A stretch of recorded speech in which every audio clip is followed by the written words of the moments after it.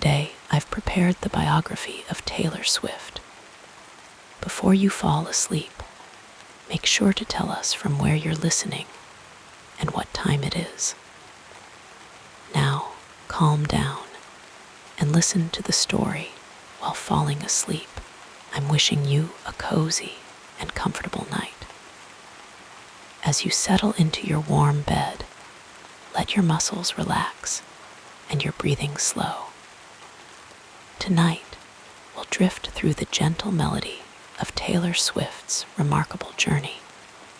From her childhood on a Pennsylvania Christmas tree farm to becoming one of music's most influential voices, her story is one of passion, reinvention, and artistic growth that we'll explore together as you drift toward peaceful dreams.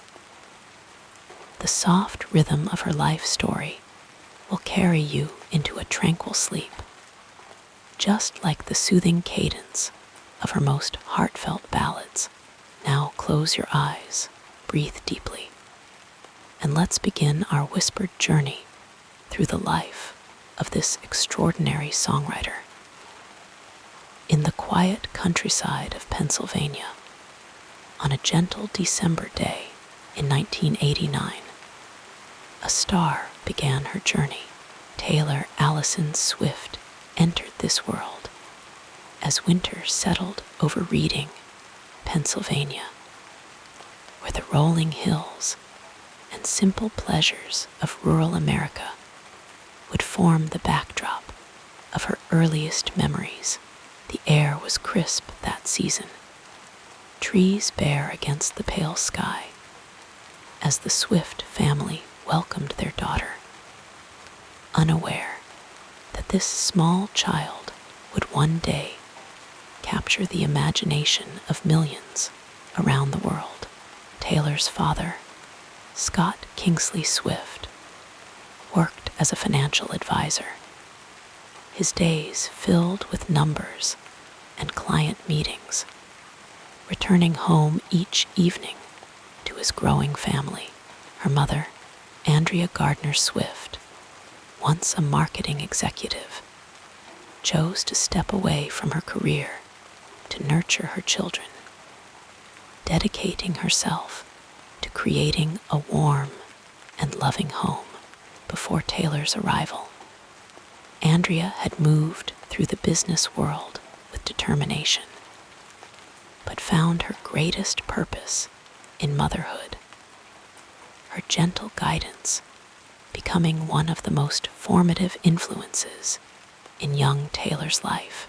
The Swift household was one where creativity flowed freely, where imagination was encouraged to blossom like the wildflowers that dotted the Pennsylvania landscape.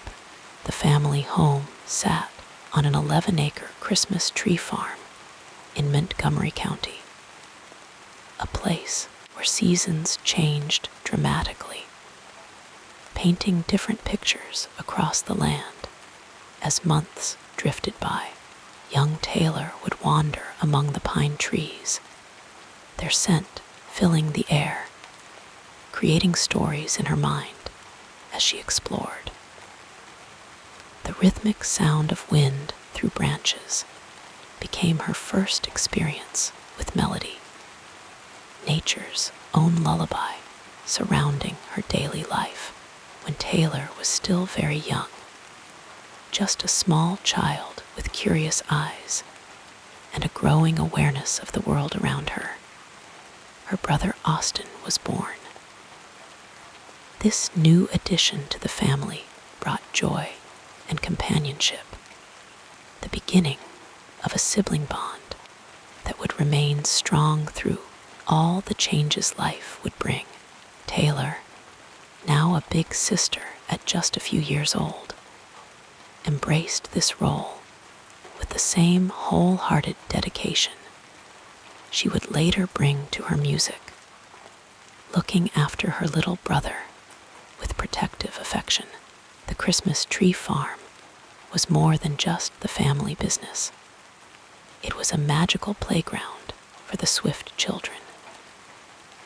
During summer months, Taylor would spend long, unhurried days outdoors, the warm sun casting dappled shadows through tree branches as she created elaborate games and stories. In these early years, before fame or fortune entered her life, she was simply a child embracing the freedom of countryside living, collecting fireflies in jars as dusk fell, releasing them to watch their gentle glow fade into the darkening sky. Music found its way into Taylor's life almost imperceptibly, like a stream gradually carving its path through soft earth. Her maternal grandmother, Marjorie Finlay, had been an opera singer, her rich voice often filling the family home during visits. These moments planted seeds in Taylor's young mind, introducing her to the power of voice and melody long before she could understand their significance. Marjorie's passion for music drifted through generations, settling gently into Taylor's heart, waiting patiently to bloom. When Taylor was around 9 years old, the family relocated to Wyomissing, Pennsylvania, a change that brought new schools, new friends, and new experiences. The 1990s were unfolding across America, a time of changing technologies and cultural shifts, while other children were discovering video games and early internet connections. Taylor found herself drawn to poetry and storytelling. She would spend quiet afternoons crafting rhymes and narratives, finding comfort in the rhythm of words, much like her grandmother had found in musical notes decades earlier. It was during these formative years in Wyomissing that Taylor began to show a natural affinity for performance. School talent shows became her first stage, where she would sing with a confidence that belied her young age. Her parents noticed this spark, this unusual determination in their daughter, who seemed most at home when sharing her voice with others. They supported her growing interest with the calm, steady encouragement that would become a hallmark of their parenting approach throughout her journey. At the age of 11, Taylor experienced one of those pivotal moments that gently alter the course of a life. During summer vacation, she traveled with her mother to Nashville, Tennessee, carrying a demo tape of herself, singing karaoke covers of songs by Dolly Parton and the Chicks. With the innocent optimism of youth, she visited record labels along Music Row, offering her tape to receptionists and anyone who would accept it. Though these early attempts didn't lead to immediate success, they planted something important in young Taylor's consciousness: the belief that dreams required action. That passion needed persistence. The Swift household valued education alongside creativity. Taylor attended West Reading Elementary Center and Wyomissing area junior-senior high school, where she was a diligent student. These school days unfolded in the measured rhythm of small-town America. Morning bus rides through tree-lined streets, classroom lessons beneath fluorescent lights, cafeteria lunches with friends whose names and faces would later inspire songs about youth and belonging. Though academically capable, Taylor's thoughts often drifted to melodies, her school notebooks gradually filling with lyrics scribbled in margins between math problems and history notes. Around the age of 12, Taylor's interest in music deepened when she learned to play the guitar. A computer repairman who visited the Swift home showed her a few basic chords, enough to spark her curiosity. Hours that other children might have spent watching television or playing with friends, Taylor dedicated to mastering this instrument, her fingers growing calloused as she practiced the same progressions over and over. Sitting cross-legged on her bedroom floor, as afternoon light slowly shifted to evening shadow, the guitar became an extension of herself, a tool that allowed her to transform her poetry into something more. She began writing her own songs, simple compositions at first, but filled with authentic emotion that belied her young age. These early creative efforts revealed a unique sensitivity, an ability to observe the world around her and translate those observations into verses that resonated with authentic feeling. As middle school gave way to early high school years, Taylor experienced the universal challenges of adolescence, navigating social hierarchies, experiencing first crushes, feeling the sting of exclusion. Unlike many teenagers, however, she found an outlet for these complex emotions in her songwriting. What might have remained unspoken thoughts for other young people became lyrics in Taylor's hands. Her experiences distilled into verses and choruses that helped her process the confusing landscape of teenage life. The Swift family recognized their daughter's growing passion and commitment to music. When Taylor was 14, they made a decision that would alter the course of her life. They relocated to Hendersonville, Tennessee, just outside of Nashville, to give her greater proximity to the country music industry. This move represented a significant family sacrifice, uprooting their established lives in Pennsylvania to support their daughter's dream. Scott transferred within his company. Andrea focused on helping both children adjust to their new home, and Austin adapted to new schools and friends, all while Taylor pursued her musical aspirations. Life in Tennessee brought new rhythms and routines. The landscape was different, rolling hills rather than Christmas tree farms, southern humidity replacing northern seasons.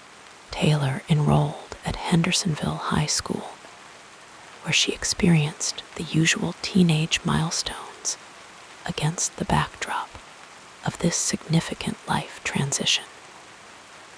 She attended classes, made new friends, and participated in school activities, all while continuing to develop her craft in the afternoons and evenings. Nashville in the early 2000s was still very much the heart of country music, though the industry was beginning to evolve. Record stores still sold physical albums.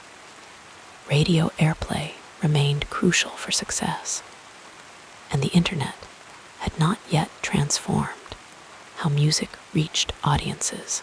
In this traditional environment, Taylor continued her efforts to gain attention from record labels, performing at small venues and local events, gradually building experience and confidence with each opportunity.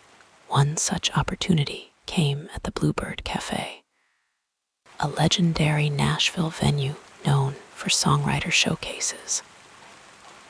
It was here, while performing her original songs in the intimate setting of this small listening room, that Taylor caught the attention of Scott Borchetta, a music industry executive who was preparing to launch his own record label, Big Machine Records. Something in the honesty of her lyrics, the clarity of her voice, and the quiet determination in her demeanor suggested potential that extended beyond the usual metrics of teenage talent. This period of Taylor's life unfolded during a time when America itself was changing. The early 2000s brought cultural shifts following the September 11 attacks. Evolving technology was beginning to transform how people connected and consumed entertainment, and the music industry faced the early disruptions of digital downloading. Against this backdrop of change, Taylor's journey represented something timeless: the pursuit of artistic expression, the translation of personal experience into shared emotion. Family remained central to Taylor's development during these formative years. Her parents provided not just emotional support, but practical guidance as she navigated the complex terrain of the music industry. Her father's financial background proved valuable in understanding contracts and business arrangements, while her mother's marketing experience helped shape early career decisions. Together, they created a protective foundation that allowed their daughter's talent to grow without exploitation, a rarity in an industry often criticized for its treatment of young performers. Throughout her childhood and adolescence, Taylor maintained a close relationship with her younger brother Austin.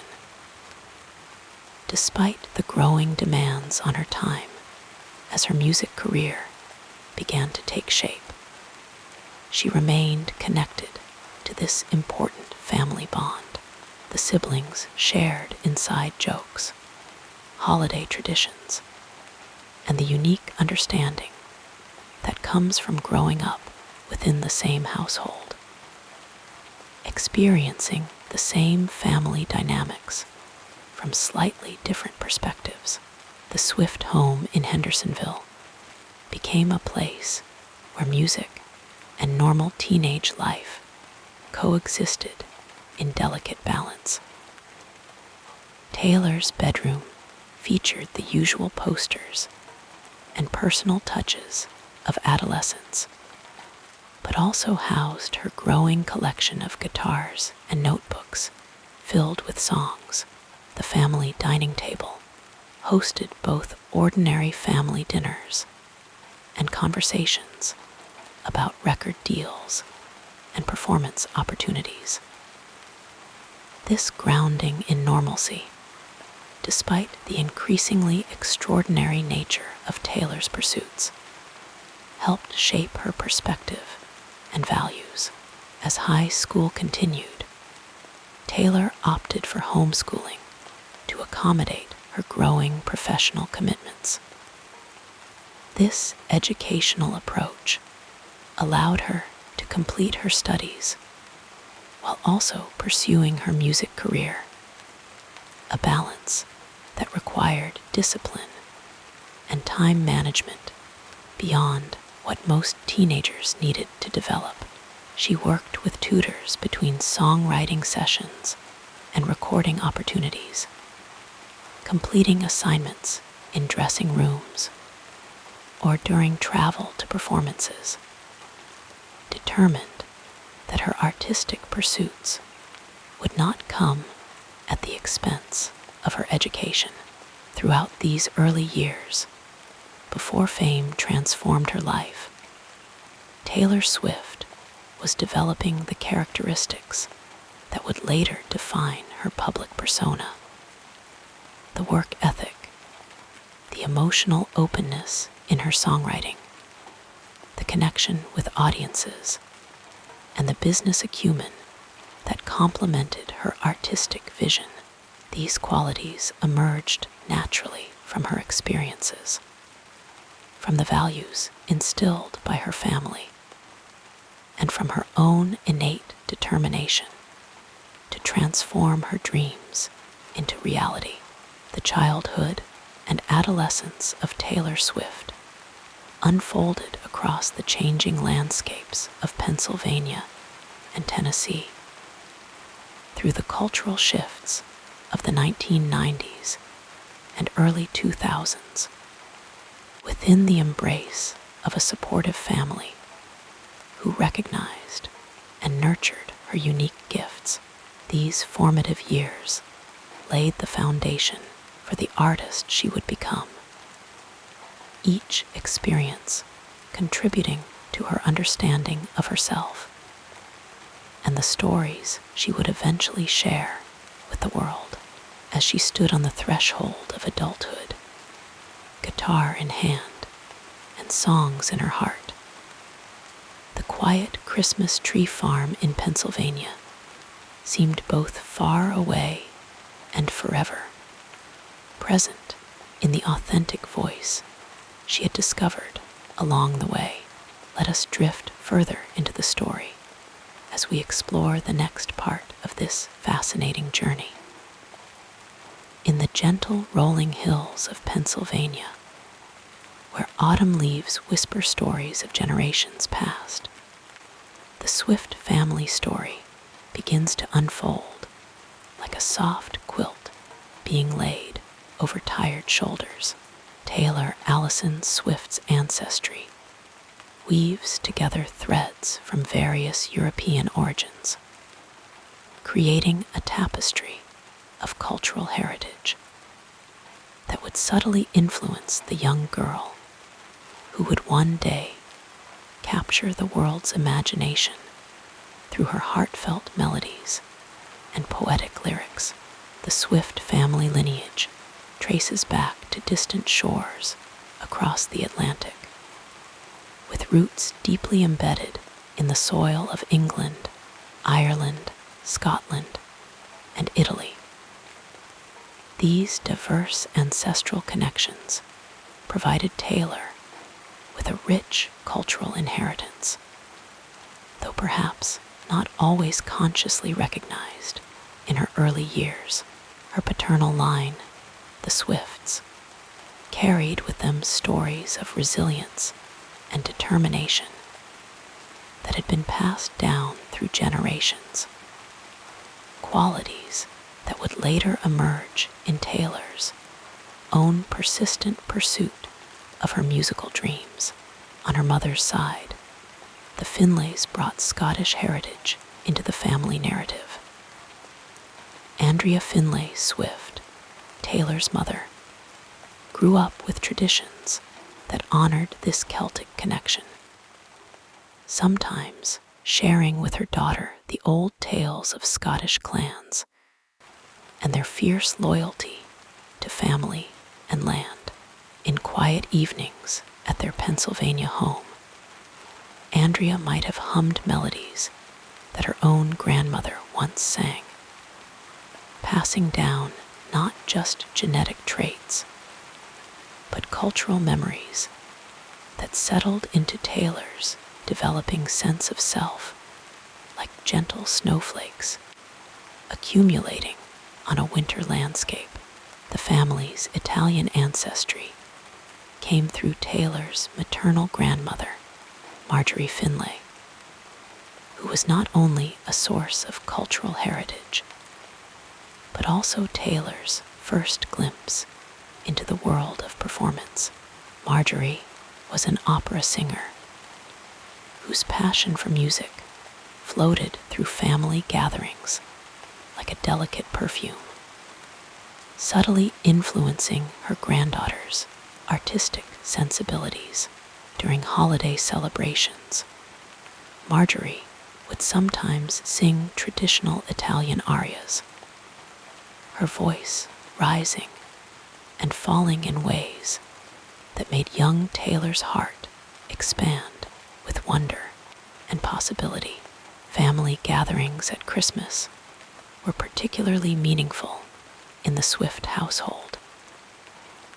The scent of pine and cinnamon would mingle with the aroma of traditional recipes that had journeyed across oceans and generations to find their place on the Swift family table. Taylor's father, Scott Kingsley Swift, whose ancestors had carried their traditions from England centuries before, would tell stories by the firelight, his voice steady and comforting as he recounted tales of family members long past who had faced challenges with dignity and courage. These quiet moments of family connection unfolded against the backdrop of their Christmas tree farm in Pennsylvania, where the rhythm of seasons marked time in tangible ways. The Swift family lived in harmony with these natural cycles, planting seedlings in spring, tending to growing trees through summer, and welcoming families who came to select their perfect Christmas tree when winter approached.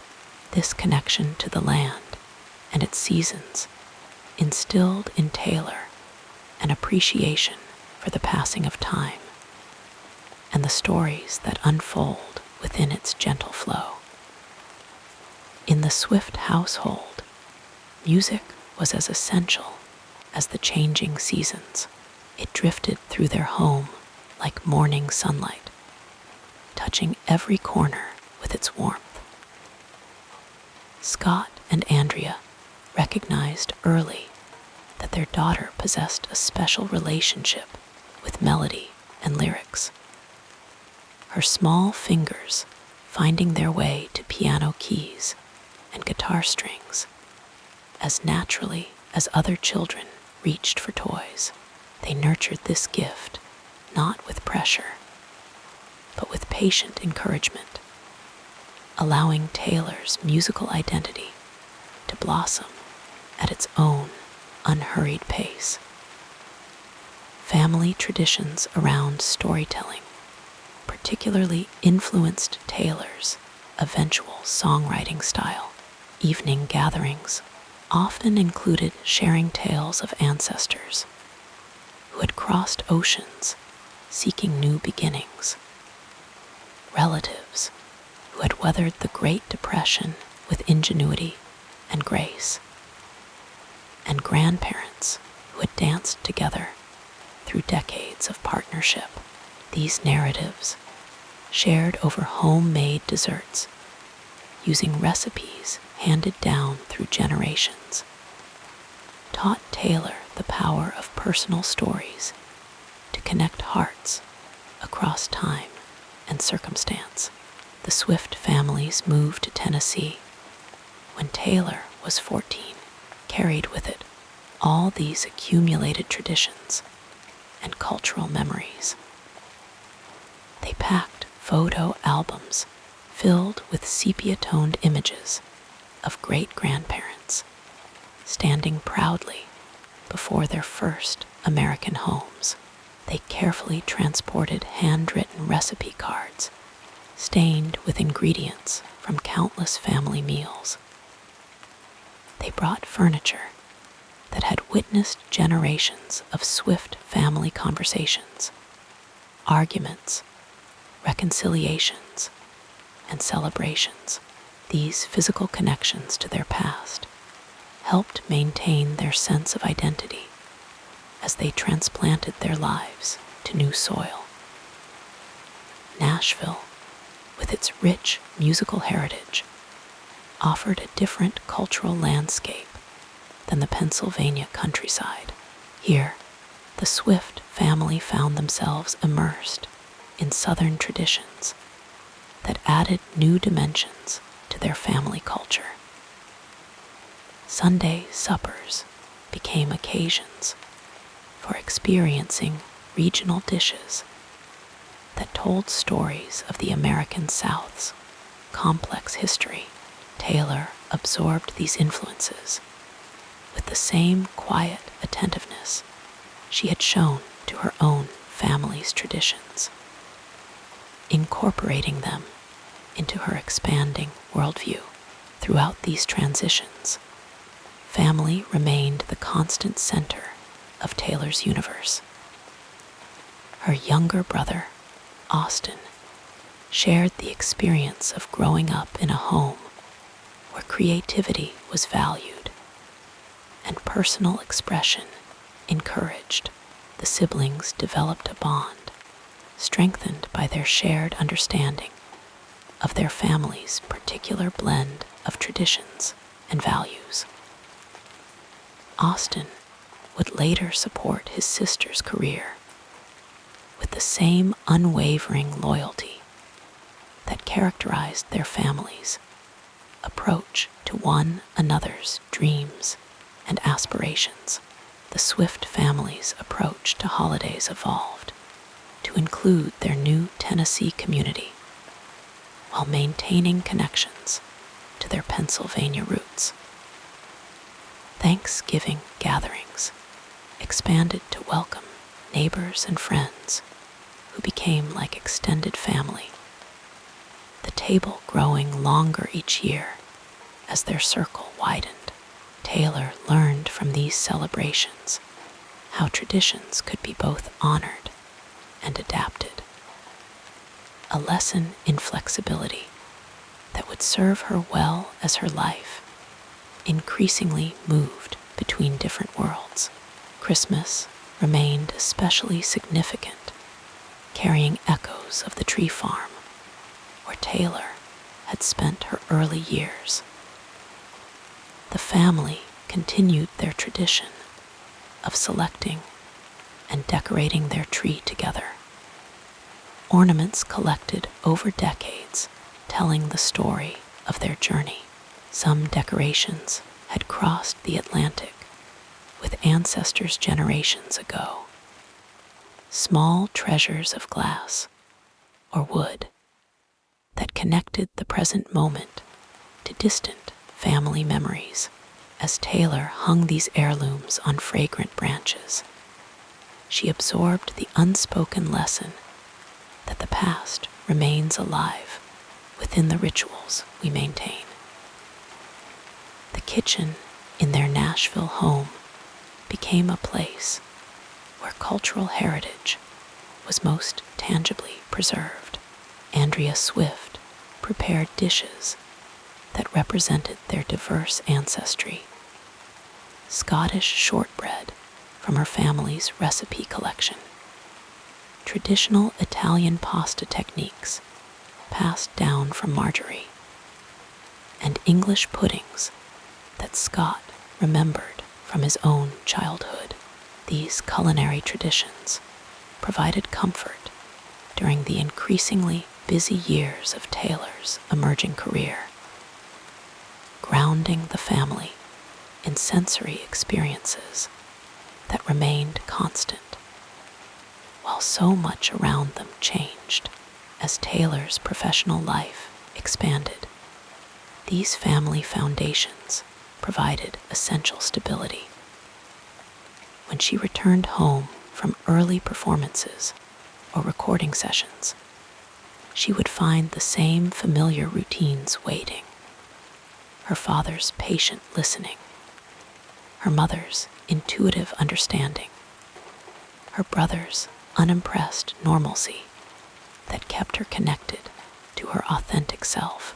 The values instilled through generations of Swift and Finlay ancestors: hard work, integrity, loyalty, and compassion, guided her navigation of the complex music industry. family stories continued to influence Taylor's songwriting, though transformed through her artistic vision.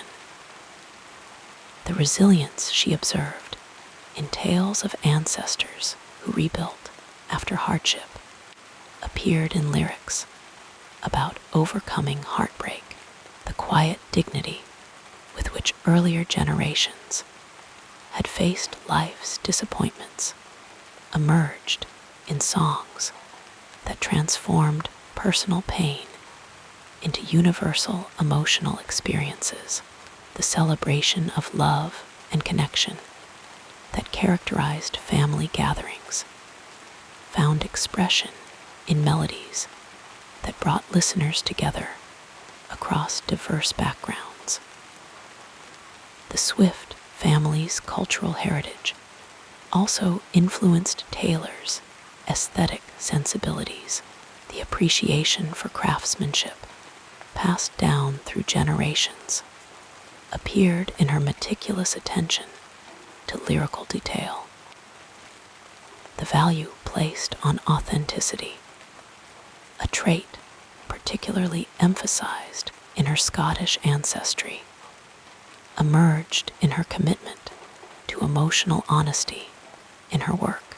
The storytelling traditions from multiple cultural backgrounds converged in her narrative approach to songwriting, creating songs that unfold like the family tales she had absorbed throughout childhood.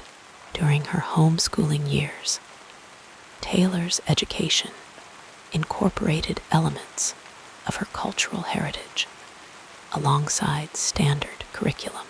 History lessons expanded to include the specific journeys of her ancestors. Geography became personal through exploration of the regions from which her family had originated. And literature included works that reflected the diverse cultural influences that had shaped her family's worldview. This educational approach deepened her connection to her roots, while preparing her for a future that would extend far beyond them. Family photographs displayed in their home served as daily reminders of their lineage. Images of great-grandparents standing before Ellis Island, grandparents celebrating weddings in post-war America, and parents in their youth during the cultural shifts of the 1970s provided visual anchors to the family narrative. Taylor would sometimes pause before these photographs, absorbing the quiet dignity in the eyes of those who had contributed to her existence, finding in their expressions hints of features she recognized in her own reflection. The Swift family maintained connections with extended relatives across the country and occasionally overseas, relationships that expanded Taylor's understanding of her heritage. Reunions, though increasingly difficult to attend as her career demanded more of her time, remained important touchstones. At these gatherings, she would listen to older generations share memories of ancestors she had never met, absorbing details about personalities, challenges, triumphs, and dreams that had preceded her own by decades or centuries. As success brought dramatic changes to Taylor's daily life, these deep family roots provided essential nourishment.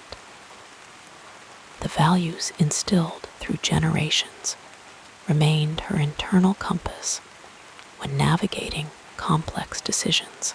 The stories absorbed throughout childhood offered perspective when facing challenges.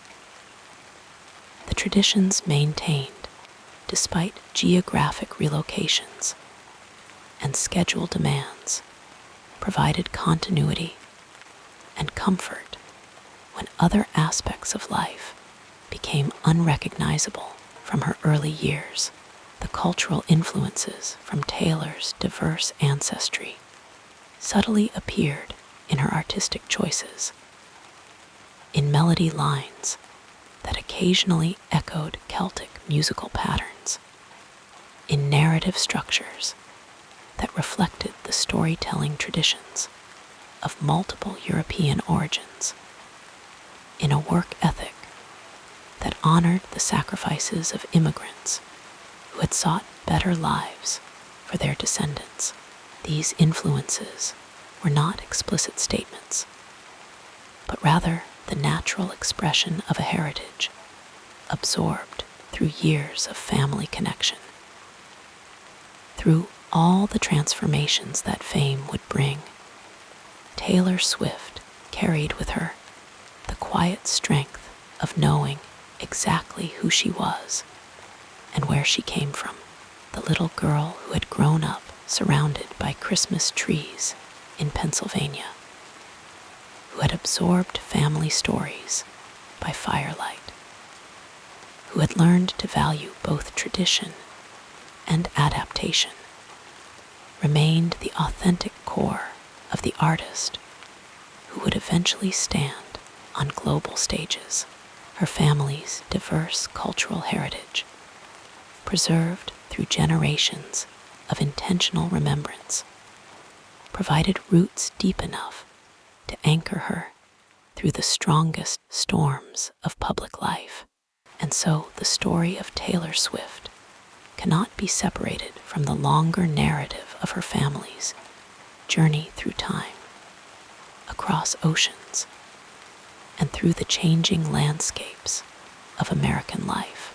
In the gentle cadence of her songs, in the thoughtful consideration of her words, in the steadfast loyalty to those she loves, we hear echoes of ancestors whose names may be forgotten, but whose legacy continues in the values they passed down like precious heirlooms, connecting past to present in the enduring embrace of family memory.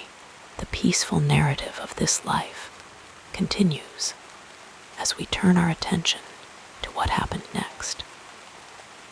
In the gentle rolling hills of Pennsylvania, where the seasons paint the landscape in ever-changing hues, young Taylor Allison Swift began her life's journey. Born on December 13, 1989, Taylor's earliest days unfolded in the quiet charm of Reading, Pennsylvania, a place where time seemed to move with a peaceful rhythm all its own. The air there carried the sweet scent of pine in winter and blooming wildflowers in spring, creating a sensory tapestry that would later weave its way into her creative expressions. The Swift family home in Reading was a comfortable space filled with warm light that spilled through windows, framed by curtains that danced slightly with passing breezes. The wooden floors creaked gently underfoot, each sound of familiar comfort that became part of the soundtrack of Taylor's childhood. In the living room, a piano stood against the wall, its polished surface reflecting soft lamplight in the evenings when the family would gather. The keys, cool and smooth beneath small fingers, invited exploration and became Taylor's first introduction to the world of music that would later define her life. Outside, the neighborhood stretched in peaceful rows of homes where children played in yards and families exchanged friendly waves across driveways. The sidewalks, slightly uneven from years of weather and tree roots pushing upward, created paths that young Taylor would follow on afternoon walks with her mother. These walks moved at an unhurried pace, allowing time to notice the changing shapes of clouds overhead or the busy movements of squirrels preparing for winter.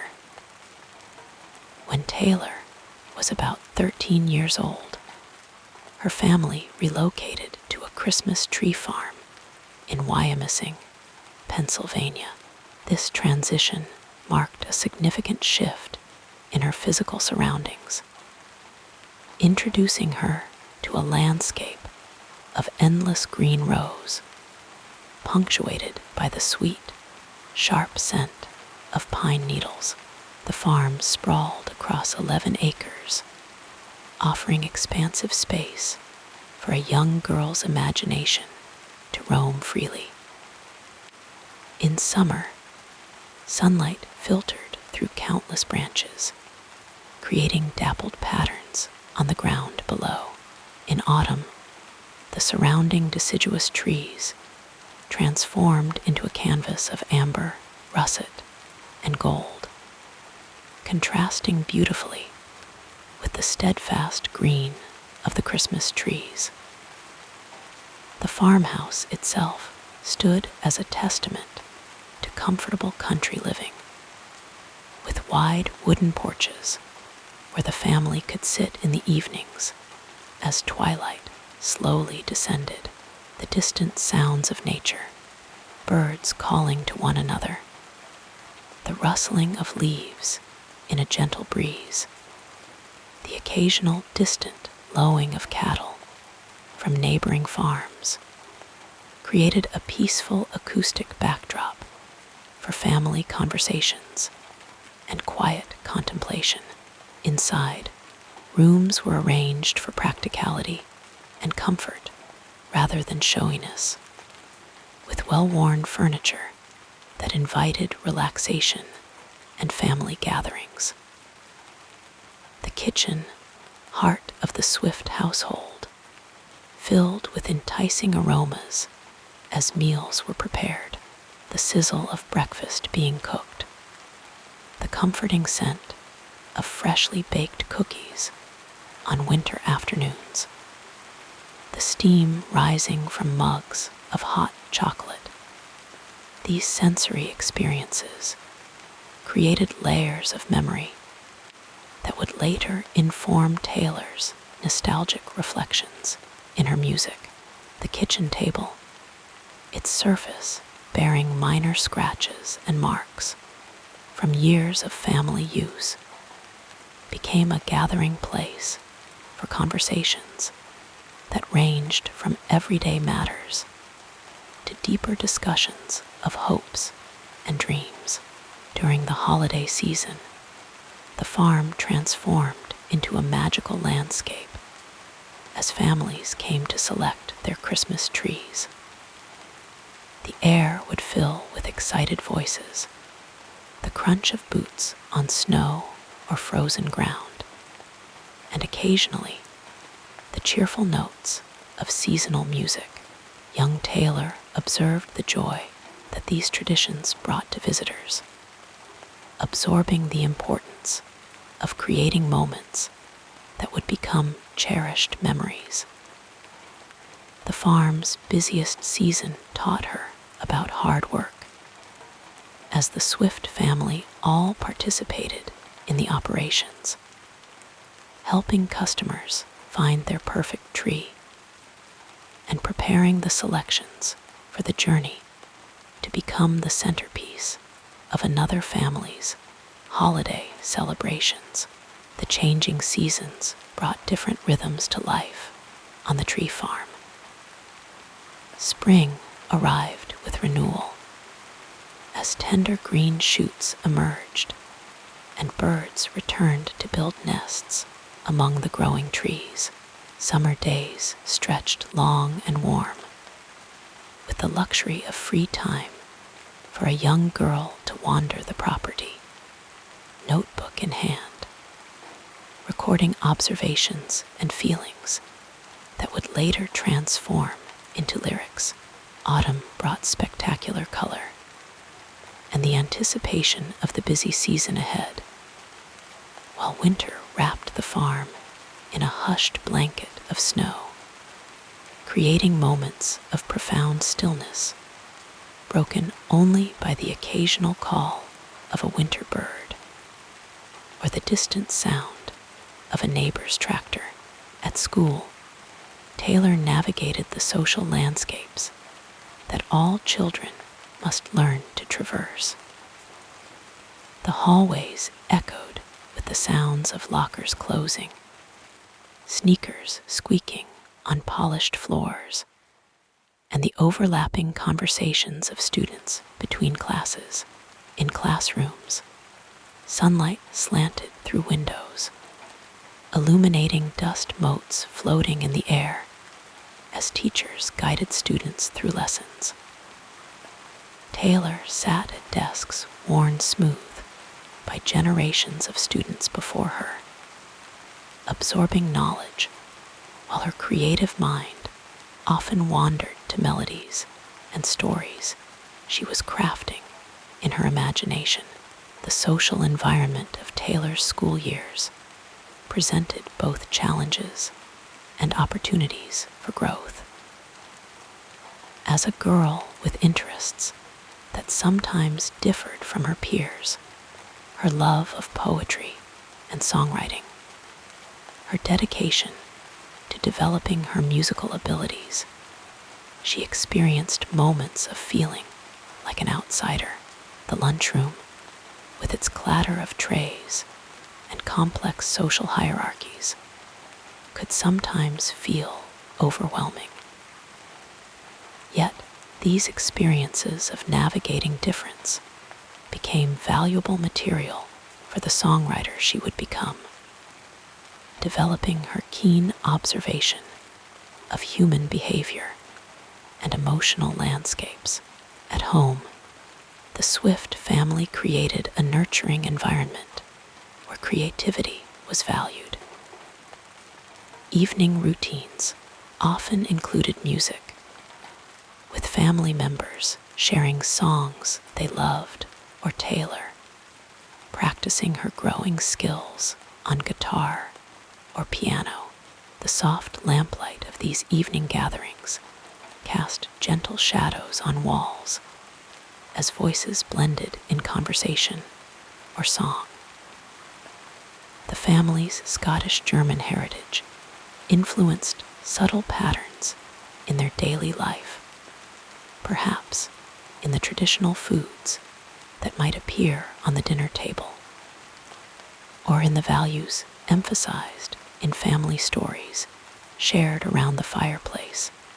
On cold Pennsylvania evenings, the natural world surrounding the tree farm offered endless inspiration for a developing artist. Taylor could walk among the rows of growing trees, listening to the wind moving through branches and observing the small dramas of wildlife, birds building nests, rabbits darting between rows, deer appearing at the edges of the property in the gentle light of dawn or dusk. These quiet moments of connection with nature provided space for reflection and the development of the observational skills that would later make her songwriting so relatable to millions. As Taylor grew, her parents recognized and supported her musical ambitions, driving her to performances at local venues. These journeys through the Pennsylvania countryside offered views of rolling farmland, small towns with their distinctive characters, and the changing light of different seasons across the landscape. The car rides became times of anticipation and preparation, but also of connection, as family members shared thoughts and encouragement. The radio played softly in the background, introducing Taylor to diverse musical influences that she absorbed into her developing artistic sensibility. Local venues where young Taylor performed varied from small cafes with intimate lighting and the rich aroma of coffee to community events held in parks where summer evenings stretched long, and fireflies began to appear as she finished her set. These spaces, with their different acoustics and audiences, taught her about connecting with listeners through both sound and presence.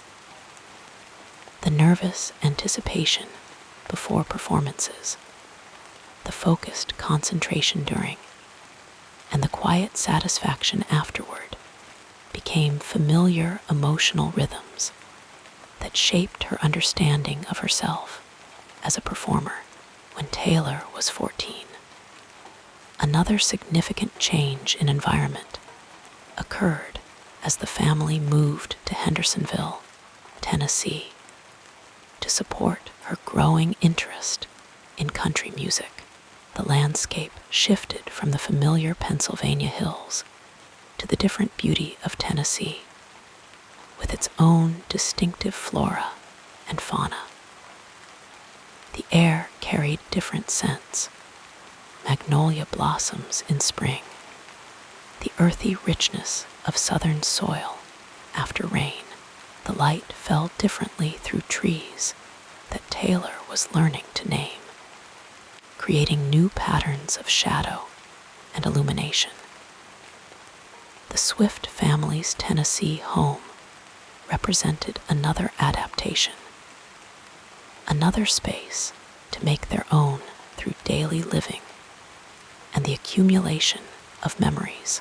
Windows framed different views, rooms echoed with new sounds, and gradually the unfamiliar became familiar as routines established themselves in this southern setting. The neighborhood had its own character, with houses spaced differently and gardens showcasing plants that thrived in the Tennessee climate rather than the Pennsylvania conditions Taylor had known before. Nashville's influence gradually extended into Taylor's life as she began to spend more time in the city known as the heart of country music. The urban environment presented a contrast to both the Christmas tree farm and the Hendersonville neighborhood. Buildings rose higher, traffic moved more constantly, and the concentration of creative energy was palpable. Studio spaces with their specialized acoustic treatments, the particular quality of light through recording booth windows, the feel of professional microphones and equipment. All these sensory experiences became part of Taylor's expanding world. Throughout these changes in physical environment, the constant presence of family provided emotional stability. The Swift household maintained traditions that traveled with them from Pennsylvania to Tennessee, perhaps special meals on birthdays, particular ways of celebrating holidays, inside jokes and references that carried the comfort of long familiarity. These continuities created a sense of home that transcended specific locations, teaching Taylor that belonging could be portable, a lesson that would serve her well in the traveling life of a musician. The cultural influences from Taylor's diverse ancestry, Scottish, German, Italian, and others, subtly appeared in her developing artistic choices. Perhaps there were melody lines that occasionally echoed Celtic musical patterns, or narrative structures that reflected the storytelling traditions of multiple European origins. The work ethic that characterized her approach to developing her craft honored the sacrifices of immigrants who had sought better lives for their descendants. These influences were not explicit statements, but rather the natural expression of a heritage absorbed through years of family connection. In quiet evenings at home, family stories might be shared, connecting Taylor to generations before her. The soft voices of parents and grandparents, the gentle clink of teacups, or the subtle shifting of a log in the fireplace created an atmosphere where time seemed to expand. Allowing room for these narratives to unfold at their own pace. Through these stories, Taylor absorbed a sense of belonging to something larger than herself, a continuity that stretched backward through time and would extend forward through her own contributions, through all the transformations that fame would eventually bring. Taylor Swift carried with her the quiet strength of knowing exactly who she was and where she came from. The little girl who had grown up surrounded by Christmas trees in Pennsylvania, who had absorbed family stories by firelight, who had learned to value both tradition and adaptation, remained the authentic core of the artist who would eventually stand on global stages. Her family's diverse cultural heritage, preserved through generations of intentional remembrance, provided roots deep enough to anchor her through the strongest storms of public life.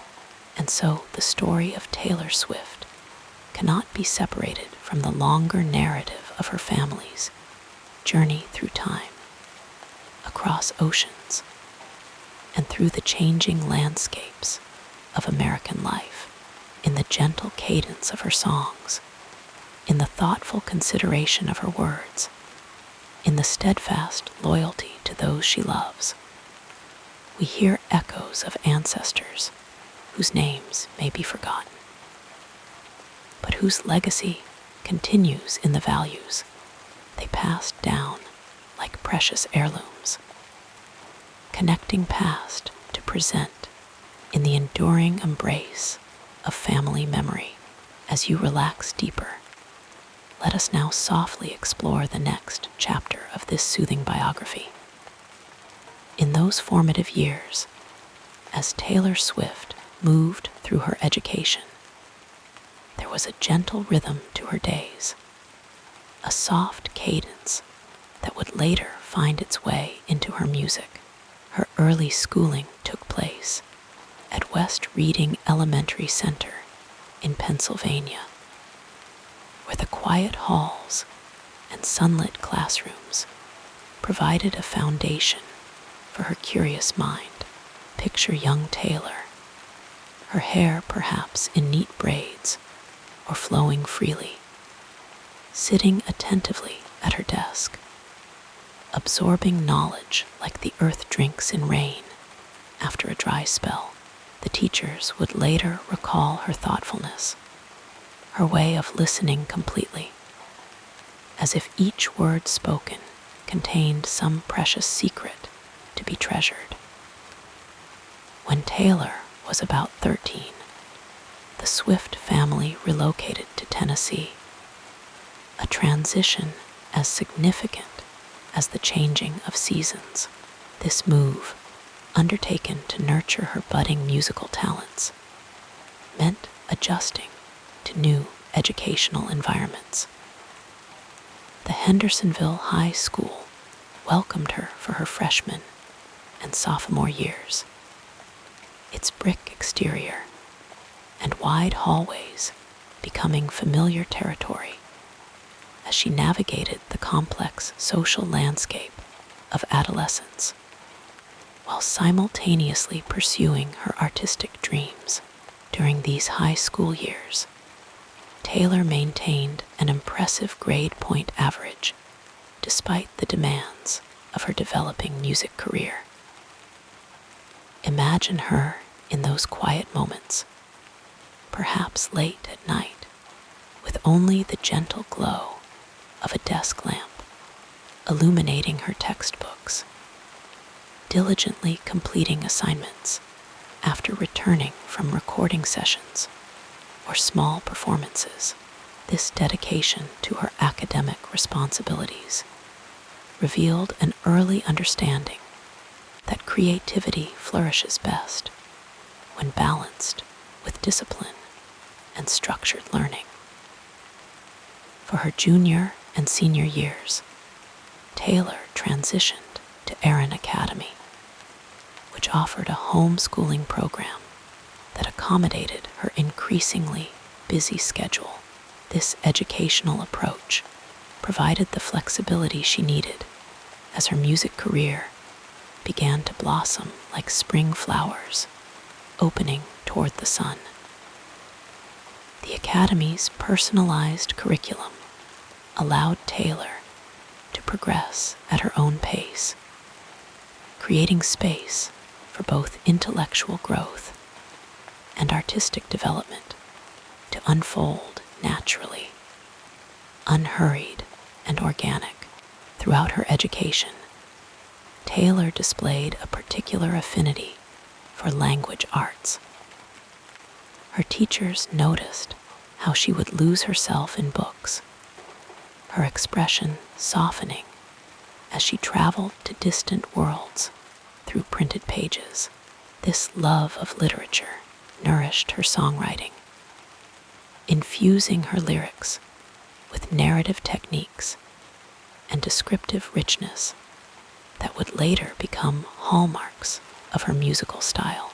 In the gentle embrace of stories, she found models for her own storytelling, absorbing the cadence and structure of effective narrative. English classes became sanctuaries where Taylor could explore the power of words, understanding how they could be arranged to evoke emotion, create imagery, or capture complex human experiences. Her essays often demonstrated a maturity beyond her years, revealing a mind that observed closely and reflected deeply. One teacher reportedly kept an essay Taylor had written about her grandmother, touched by the tender way the young student had captured the essence of intergenerational connection through small, everyday moments described with careful attention. While mathematics and sciences were not her primary passions, Taylor approached these subjects with the same conscientious effort she applied to everything. There's something soothing in imagining her working through algebra problems, her pencil moving steadily across paper, finding satisfaction in the logical progression from question to solution. This methodical thinking would later serve her well in the structured aspects of songwriting and in the business decisions that would shape her career. Beyond the formal curriculum, Taylor's education extended into the realm of music theory and composition. She studied the fundamentals of harmony and melody, learning how notes relate to one another like members of a family, each with its own character, yet contributing to a greater whole. These musical concepts became as familiar to her as the constellations are to astronomers, guiding her creative explorations and providing frameworks for her artistic expression. Guitar lessons formed another important thread in the tapestry of her education.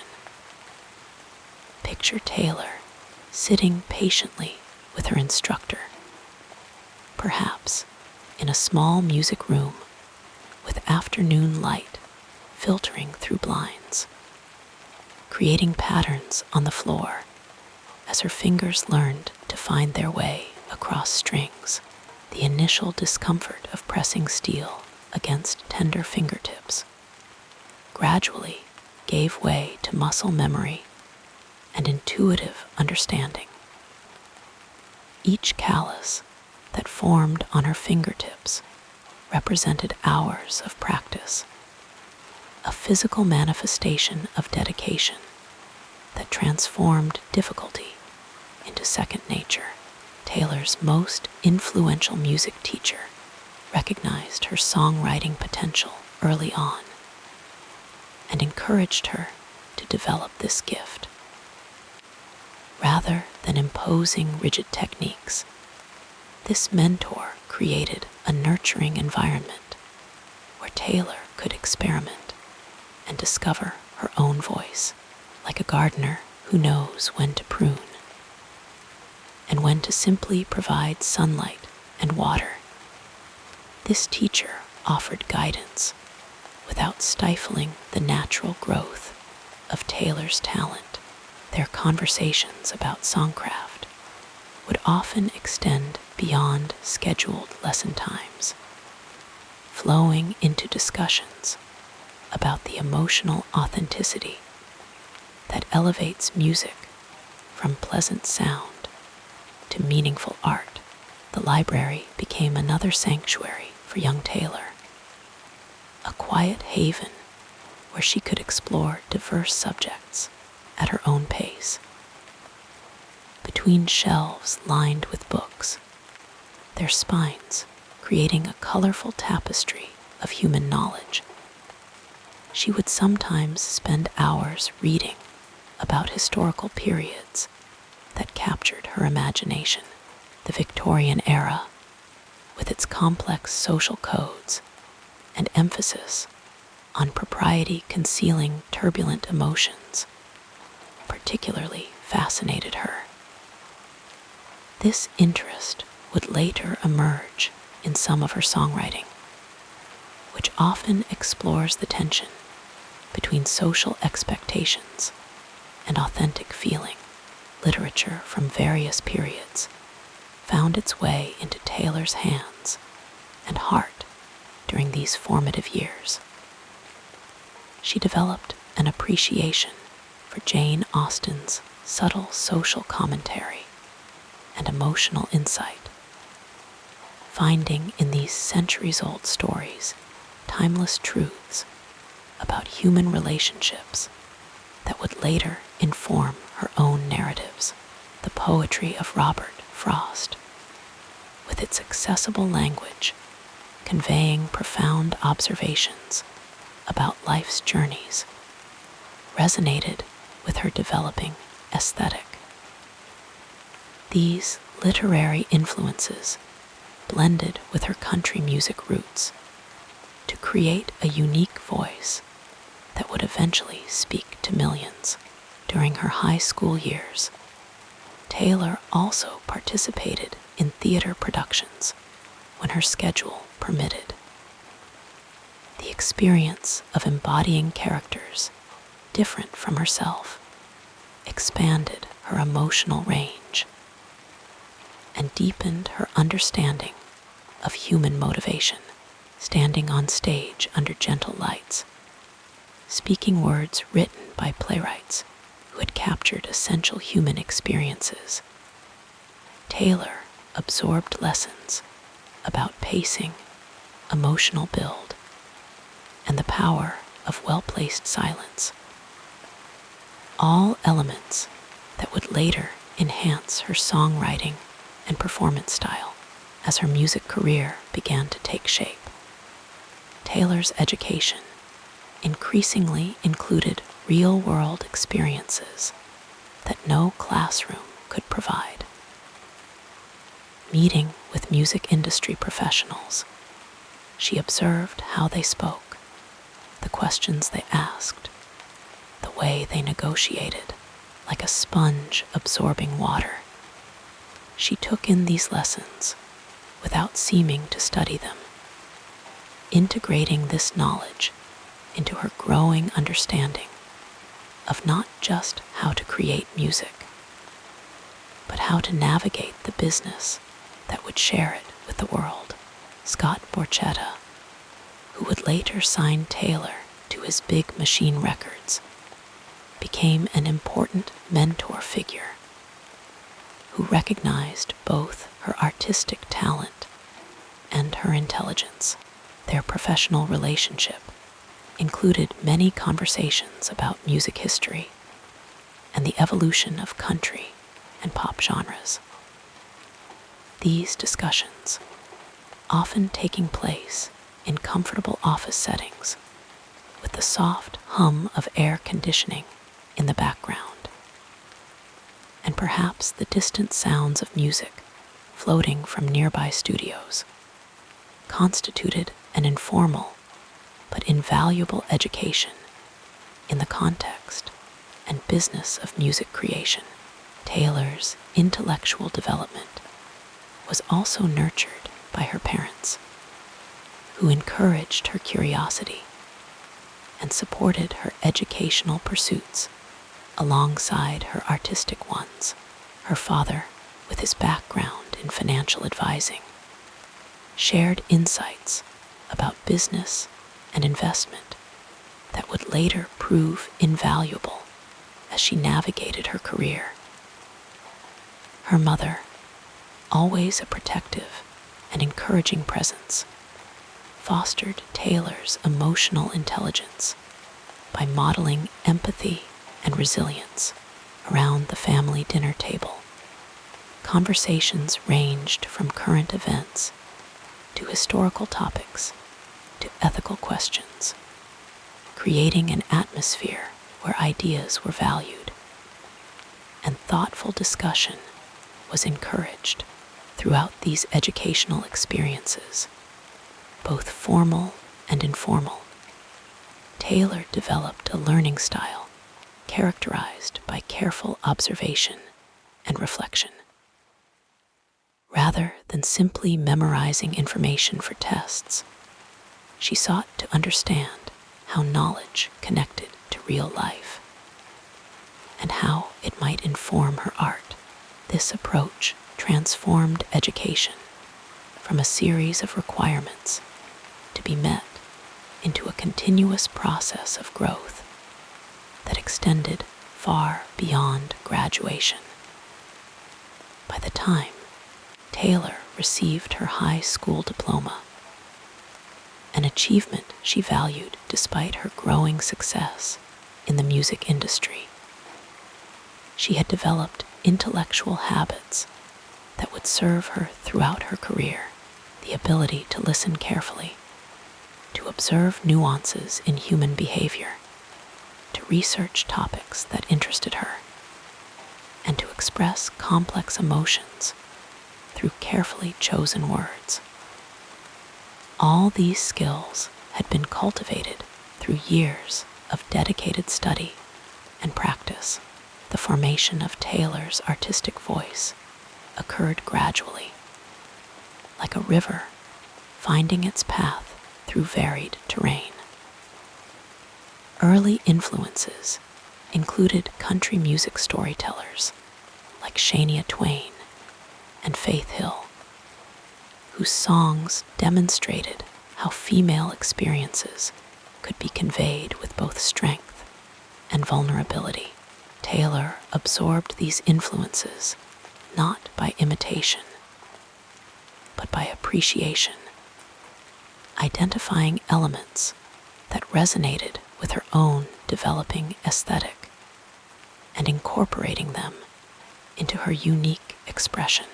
Her songwriting process evolved during these educational years, from simple diary-like entries set to basic melodies, to more sophisticated compositions with intentional structure and imagery. This evolution didn't happen through dramatic transformation, but through patient refinement, each song teaching her something new about her craft. Like a potter at the wheel, Taylor learned to shape her raw emotional material into forms that could be shared and understood by others, each creation slightly more refined than the last. As Taylor's high school years drew to a close, her education had prepared her not just with knowledge, but with the tools to continue learning throughout her life. The habits of mind she had developed, curiosity, critical thinking, emotional awareness, and creative problem solving, would prove more valuable than any specific content she had studied. These cognitive skills, combined with her artistic talents and personal determination, positioned her to enter adulthood with unusual readiness for both its challenges and opportunities. The transition from formal education to the self-directed learning of adulthood was perhaps less dramatic for Taylor than for many of her peers, as she had already been balancing academic requirements with professional responsibilities. The structured environment of school gave way to the more fluid, but equally demanding education of real-world experience. In this new phase, Taylor continued to seek knowledge and develop skills, approaching her career not just as a performer, but as a perpetual student of music, business, and human nature. Looking back at Taylor Swift's educational journey reveals not a straight path, but a meandering one, shaped by her evolving interests and the opportunities that arose from her developing career. The quiet classrooms of her elementary years, the adaptable program of her high school experience, the informal mentorship of music industry professionals, and the self-directed learning of her early professional life all contributed to forming not just an artist, but a thoughtful individual with a rich inner life and a nuanced understanding of the world around her. Our soothing biography continues with a look at the next important period in this incredible life. From the very beginning, Taylor Swift's journey was shaped by the quiet but powerful presence of mentors and role models who guided her with kindness, wisdom, and patience. These relationships unfolded naturally, like the turning of pages in a well-loved book, each one leaving an indelible mark on her heart and her artistry. Some were fleeting but profound, while others grew deeper with time, becoming lifelong sources of inspiration and support. One of Taylor's earliest and most enduring influences was her mother, Andrea, a woman whose love for music and storytelling became the foundation upon which Taylor built her dreams. Andrea would play songs by artists like Carly Simon and Joni Mitchell in the car, and Taylor, even as a small child, would listen intently, absorbing the poetry of their lyrics. Andrea recognized her daughter's budding talent early on, nurturing it with gentle encouragement. She would drive Taylor to local performances, sit in the audience with quiet pride, and later, when Taylor's career began to take flight, she became her steadfast companion on the road. Their bond was more than just mother and daughter. It was a partnership built on mutual respect and shared passion.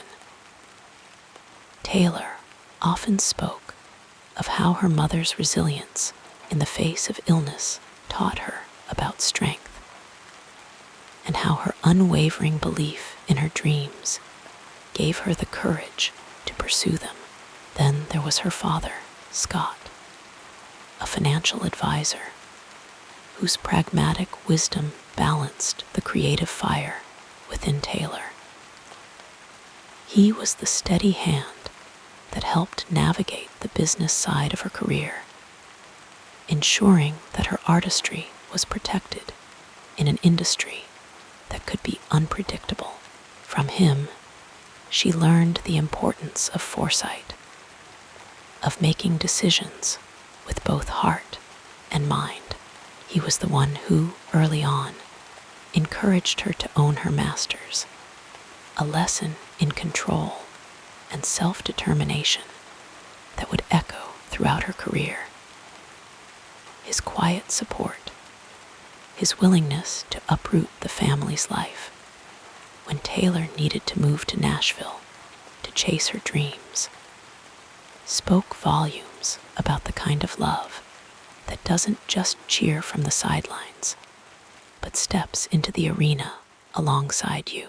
In Nashville, Taylor found herself surrounded by a community of musicians who became informal mentors, shaping her understanding of songwriting and performance.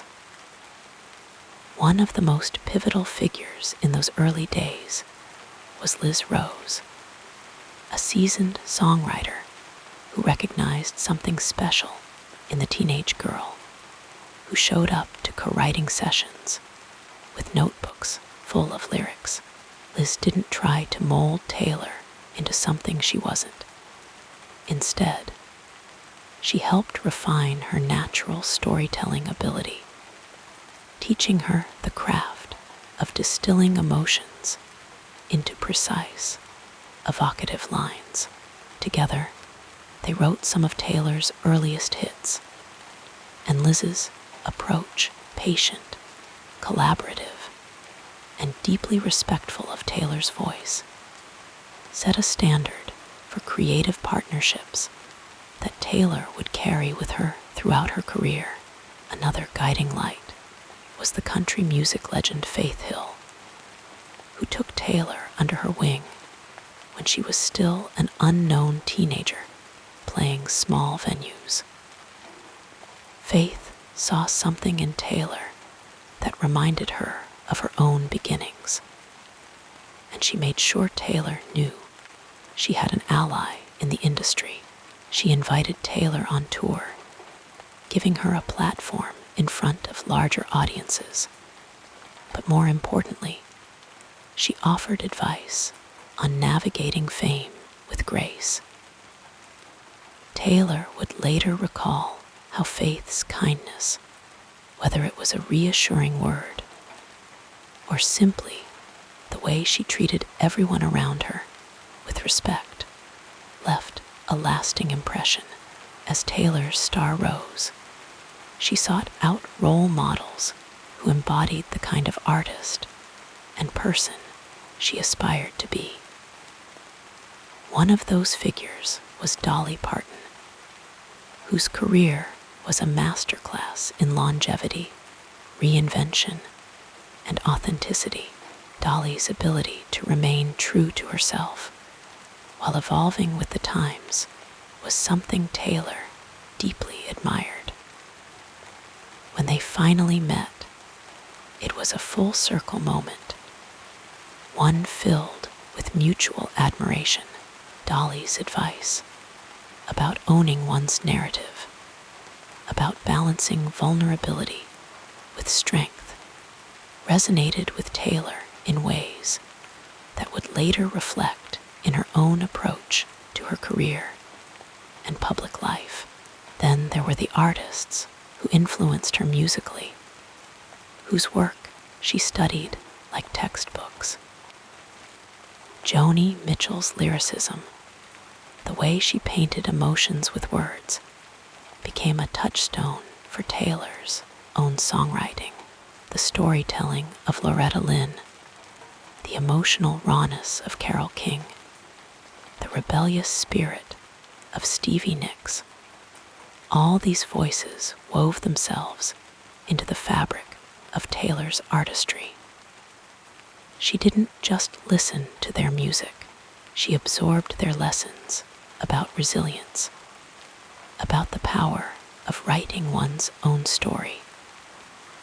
Perhaps one of the most profound mentor relationships in Taylor's life was with her fans, though not a traditional mentorship. The bond she shared with them became a source of reciprocal inspiration.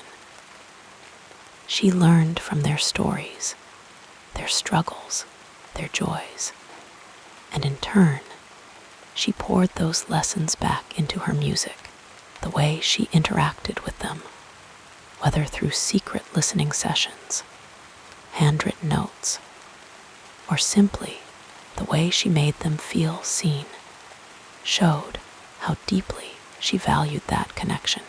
It was a reminder that mentorship doesn't always flow in one direction.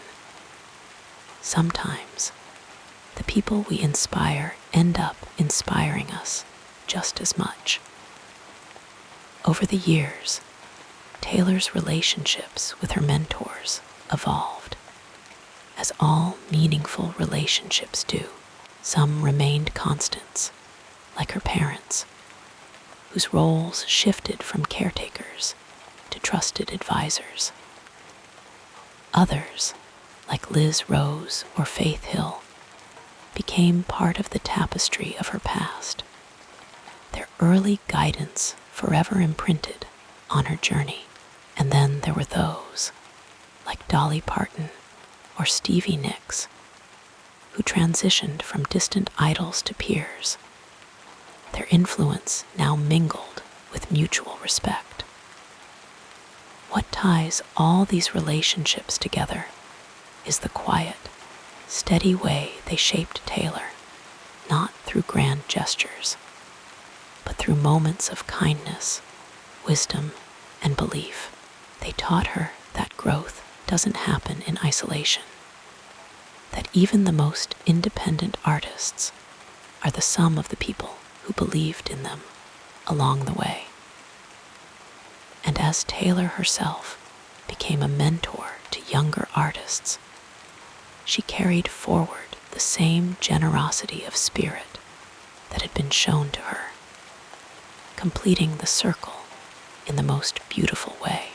In the end, the story of Taylor Swift's mentors and role models is a reminder that we are all, in some way, the product of the people who saw something in us before we saw it in ourselves. And that, perhaps, is the most comforting lesson of all, that none of us walk our paths alone. Let your mind float with these gentle recollections as we move forward in our story. The early days of Taylor Swift's career were quiet, humble beginnings, like the first few notes of a lullaby, soft, tentative, but full of promise. She was just a girl with a guitar and a notebook filled with scribbled lyrics, dreaming of a world where her songs might be heard. Her family had recently moved to Nashville, the heart of country music, where neon lights flickered over honky-tonk bars and record labels lined the streets like sentinels of possibility. It was 2003, and Taylor was only 13, but already she carried within her a determination that belied her age. In those early years, Nashville was both welcoming and daunting. The city thrived on stories of heartbreak, resilience, and dreams that either soared or shattered. Taylor knew that if she wanted to be heard, she had to prove herself not just as a singer, but as a storyteller. She spent hours playing at small venues, coffee shops, and open mic nights. Her voice still young, but her lyrics already sharp, with the wisdom of someone who observed the world closely. Places like the Bluebird Cafe became her training ground, where seasoned songwriters and curious listeners gathered in dim lighting, listening for the next voice that might capture something true. One of the first people to truly see her potential was Liz Rose, a seasoned songwriter who would become one of Taylor's earliest collaborators. Their partnership was simple but profound. Taylor would bring her raw, unfiltered lyrics, and Liz would help shape them into something polished without losing their honesty. Together, they worked on songs that felt like pages torn from a diary, each one a glimpse into the heart of a girl navigating love, friendship, and the bittersweet ache of growing up. Songs like Tim McGraw, her debut single, carried the weight of nostalgia. A young girl singing about a love she hadn't yet lived, but could imagine with startling clarity. Still, the road was not without its bumps. At 14, Taylor signed a development deal with RCA Records, but it didn't take long for her to realize that the label didn't quite understand her vision. They wanted her to wait to grow older, to change her sound, to fit into a mold that didn't feel right. But Taylor had spent years writing songs about the very moments she was living, and waiting felt like silencing the stories she was meant to tell. So, with the unwavering support of her parents, she walked away. A decision that might have seemed risky, but was rooted in a quiet certainty. It was then that Scott Borchetta, a music executive with a keen eye for raw talent, entered the picture. He was starting his own label, Big Machine Records, and he believed in Taylor without hesitation.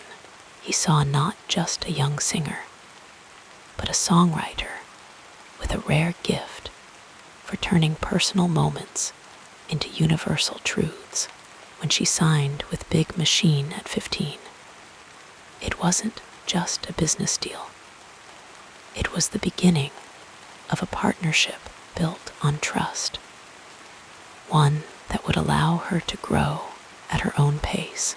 Her self-titled debut album, Taylor Swift Asterisk, arrived in 2006, a collection of songs that felt like whispered confessions. There was a simplicity to it, an unpretentious charm that drew listeners in. Tracks like Teardrops on My Guitar and Our Song became anthems for teenagers who saw their own lives reflected in her words. The album didn't explode overnight, but it built momentum slowly, like a river carving its path through stone.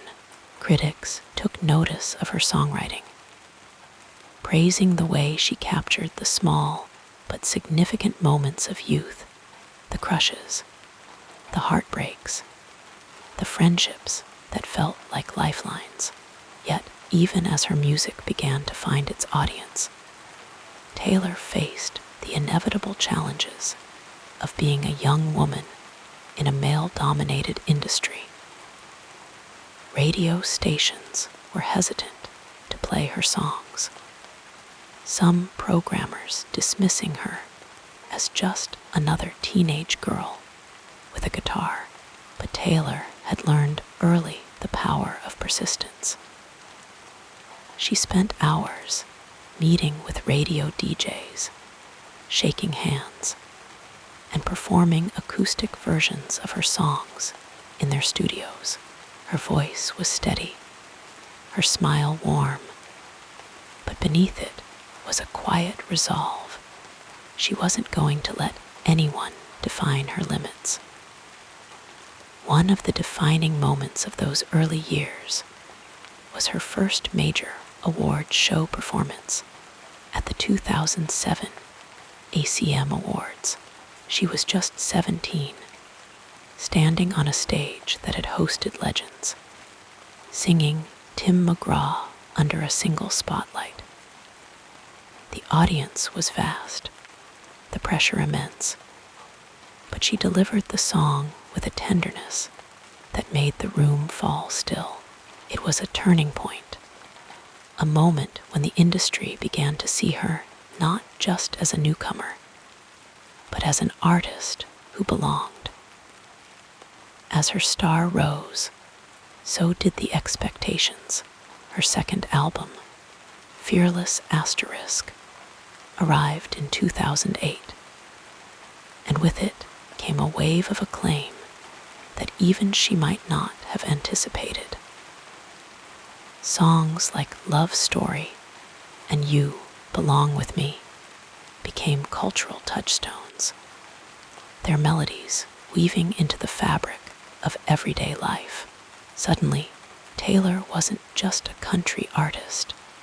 She was a storyteller whose words resonated far beyond genre lines. The album would go on to win Album of the Year at the Grammys, making her the youngest artist at the time to receive the honor. But fame, as she soon learned, was a double-edged sword. The same attention that celebrated her also scrutinized her, turning her personal life into public fodder. Relationships became headlines, her lyrics dissected for clues about who they might be about. It was a strange and often painful reality, one that she would later channel into her music with even greater depth. Still, through it all, she held onto the same sincerity that had defined her from the beginning, the belief that songs were meant to mean something, to connect people rather than divide them. Looking back, those early years were like the first strokes of a painting, the foundation of a career that would only grow more vibrant with time.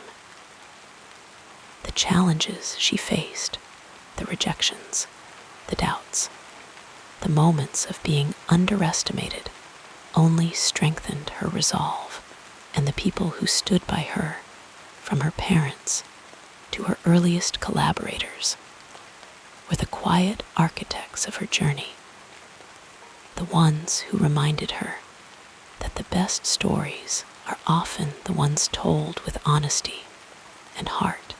As the years passed, Taylor's sound would evolve, her songwriting would mature, and her influence would stretch across genres and generations.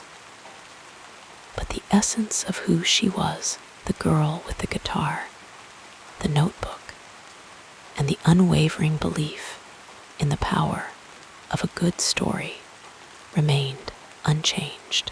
And perhaps that is the most comforting thought of all, that no matter how far we travel, the seeds of who we become are always there, waiting in the quiet moments of our beginnings, drifting like clouds across the evening sky. We now move to the next part of this calming life story. Taylor Swift's journey from a young girl with a guitar to one of the most celebrated artists of her generation is a story of persistence, artistry, and an unshakable connection to her craft. Her achievements are not just measured in awards or records sold, though there are plenty of those, but in the way she has shaped the landscape of music, storytelling, and the very idea of what it means to be an artist in the modern world. One of her defining traits has always been her ability to turn personal experiences into universal truths. Take, for example, the album *Red*, a turning point in her career.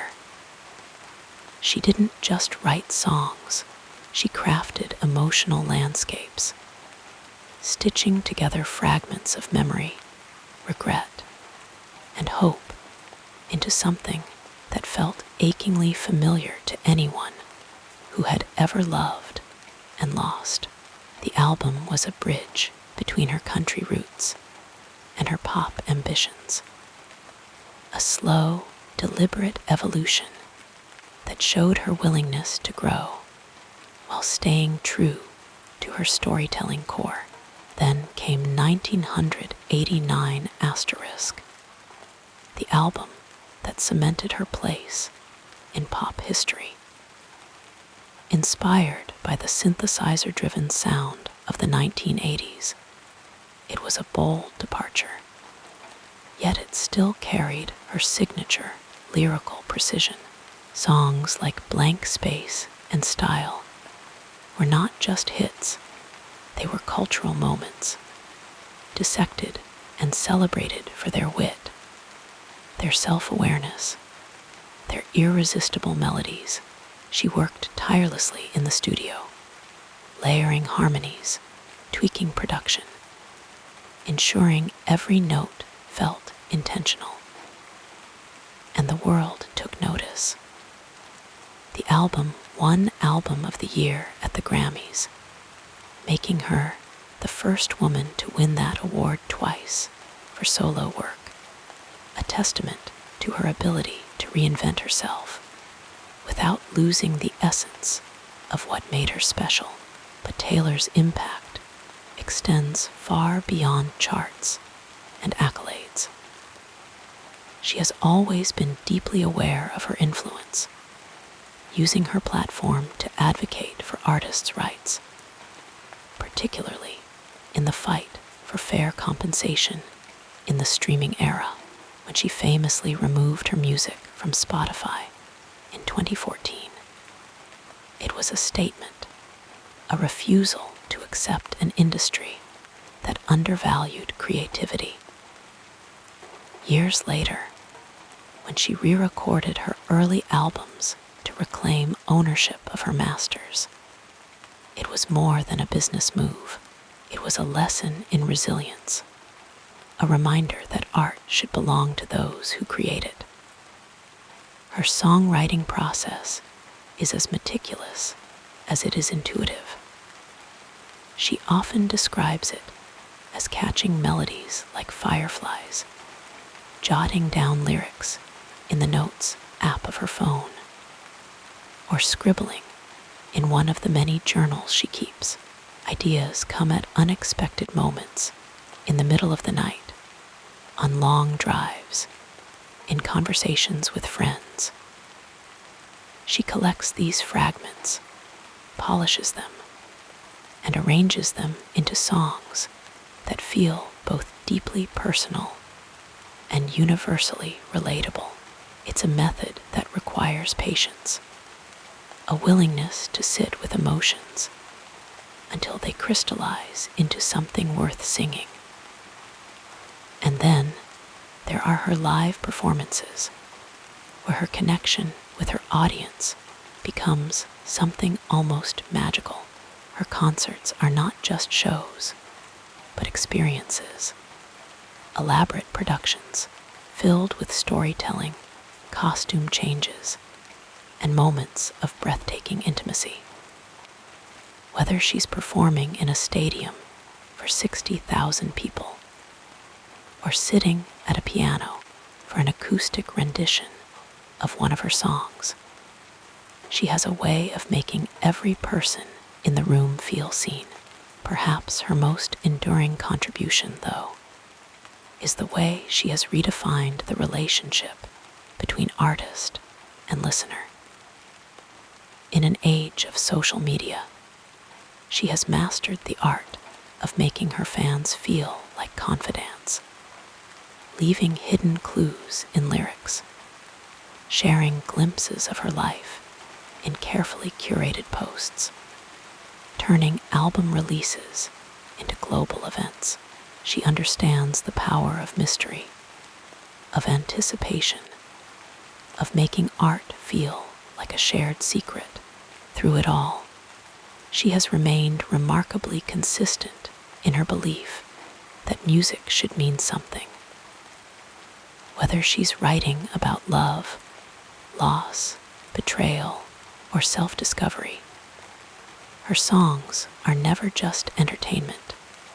They're conversations, comfort, companionship, and that, more than anything, is why her work resonates so deeply. It's why a teenager discovering *Fearless for the first time in 2008 can feel the same rush of emotion as someone listening to *Folklore* in 2020. The details may change, but the heart remains the same. As the years go on, her legacy continues to unfold, each chapter building on the last. But if there's one thing that stays constant, it's the quiet truth at the center of it all, that stories matter, that feelings are worth examining, and that music, at its best, is a bridge between souls. And in a world that often feels fragmented, that may be her greatest gift of all. So as you drift off to sleep tonight, let the thought of that journey linger, the way a single voice, a single song, can weave its way into the fabric of so many lives. It's a gentle reminder that art is never just about the person who creates it, but about everyone who finds something of themselves in it. And in that way, Taylor Swift's story is still being written. One note, one word, one heartbeat at a time. As your breathing becomes more regular, let us continue with the next chapter of our biography. Every life is shaped by moments, those quiet, almost ordinary instants where a single decision can ripple outward, changing everything. For Taylor Swift, these moments were like stepping stones across a river, each one leading her further into the vast expanse of her own potential. And if you listen closely, you can still hear the echoes of those choices, the roads taken and the ones left behind, all woven into the music that has become the soundtrack of so many lives. One of the earliest turning points came when she was just a girl, barely into her teens, strumming a guitar in her bedroom in Pennsylvania.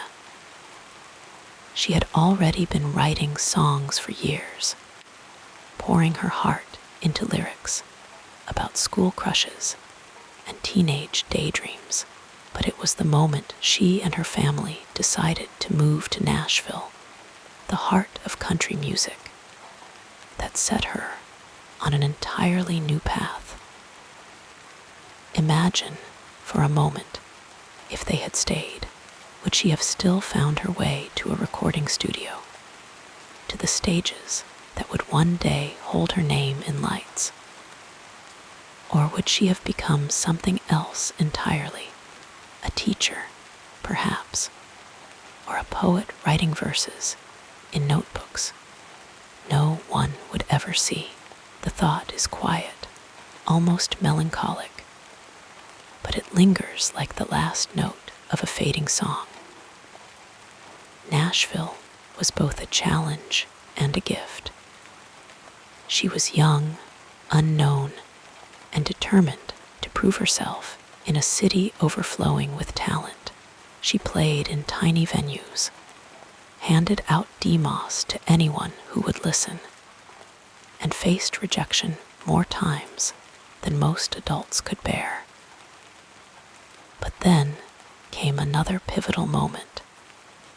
The day she signed with big machine records, it was a gamble, a leap of faith into an industry that could just as easily chew her up as lift her up. But she took the chance, trusting that her voice, her stories were worth hearing. And so, at just 16, her first album was born. That album, simply titled Taylor Swift Asterisk, was a quiet storm. It didn't explode overnight, but it built something far more enduring, a connection. Listeners heard themselves in her words, in the way she captured the dizzying highs and aching lows of growing up. And then came Fearless Asterisk, the album that would change everything. The shift from hopeful newcomer to bona fide star was sudden, like sunlight breaking through clouds after a long rain. But what if she had hesitated? What if the pressure had made her second-guess her sound, her stories? Would she have faded into the background, just another name in the endless stream of aspiring artists? Instead, she leaned into the moment, embracing the spotlight even as it grew brighter, hotter. She wrote not just for herself, but for the thousands, then millions, who saw their own hearts reflected in her lyrics.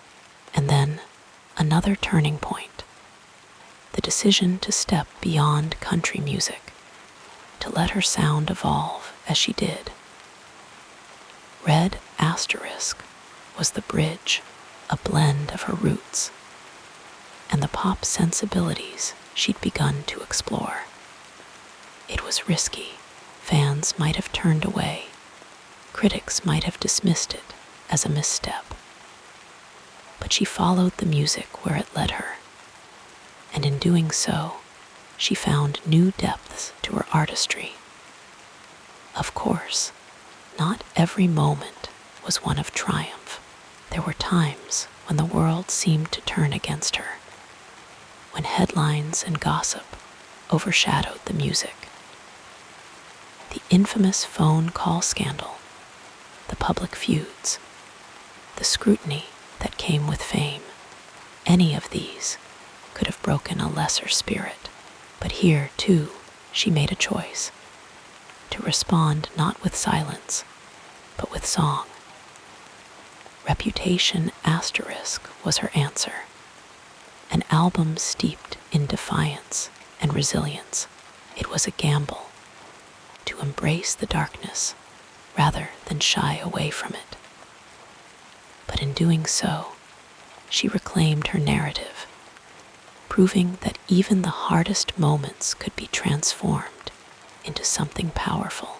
Then came Lover Asterisk, a return to lightness, to the kind of romantic, open-hearted storytelling that had first drawn people to her. It was as if she had come full circle, weathered but not worn, wiser but still willing to hope. And just when the world thought it had her figured out, she did it again. Asterisk, folklore asterisk, and asterisk, evermore asterisk. 2 albums born from isolation, from a sudden stillness in a life that had always been in motion. These were not the albums anyone expected, but perhaps they were the ones she needed to make. The shift to indie folk was seamless, as if she had always been meant to write these hushed, haunting melodies.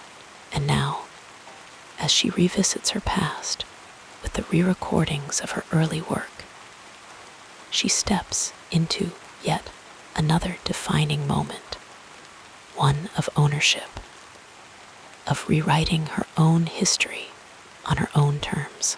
It's a quiet rebellion, a reminder that even the things we think are set in stone can be reshaped, reclaimed. What if she had chosen differently at any of these crossroads? Would the world still know her name? Would her music have found its way into so many lives, so many lonely bedrooms and crowded cars and heartbroken playlists? It's impossible to say. But what is certain is this: each choice, each risk, each moment of doubt or courage led her exactly where she was meant to be. And as you drift into sleep tonight, think of those moments, the big ones, the small ones, the ones that go unnoticed until years later. Think of how life bends and shifts, how a single decision can change everything. And then let it all fade into the quiet, the way a song eventually resolves, soft and sure, into silence. The calming story continues as we gently examine what happened next in this remarkable journey. From the very beginning, Taylor Swift's life has been shaped by the people who walked beside her, some for just a season, others for decades. These relationships, whether fleeting or lifelong, have left their mark on her music, her heart, and the way she sees the world. Each one is a thread in the tapestry of her story, woven with moments of joy, sorrow, understanding, and growth. Her family was the first foundation, the steady rhythm beneath all the melodies to come. Her mother, Andrea, was her earliest champion, the one who drove her to Nashville and sat with her through endless meetings with record labels, believing in her when the industry was still unsure. Her father, Scott, was the quiet protector, the man who bought a stake in her record label just to give her a chance. And her brother, Austin, was the playful counterbalance, the one who kept her grounded when fame threatened to lift her too high. They were her safe place, the people who knew her before the spotlight, and their love was the constant she could always return to. Then there were the friendships, some born in the bright lights of fame, others rooted in the quiet corners of childhood. Abigail was her first best friend, the one who inspired songs about laughing in the bleachers, sneaking out past midnight, and all the small, sacred moments of growing up. Later, there was Selena Gomez, a kindred spirit who understood the weight of fame, the loneliness that could creep in even in a crowded room. Their bond was one of whispered conversations and unspoken understanding, a reminder that even in the whirlwind of stardom, true friendship could be a shelter. And of course, there were the romantic relationships, each one a chapter that bled into her art.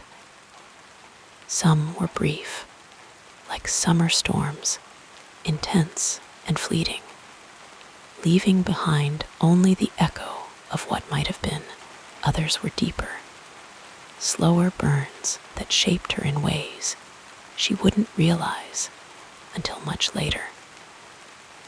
There was the high school sweetheart who made her believe in love stories, the one who inspired the wide-eyed hope of songs like Asterisk Love Story and You Belong With Me Asterisk.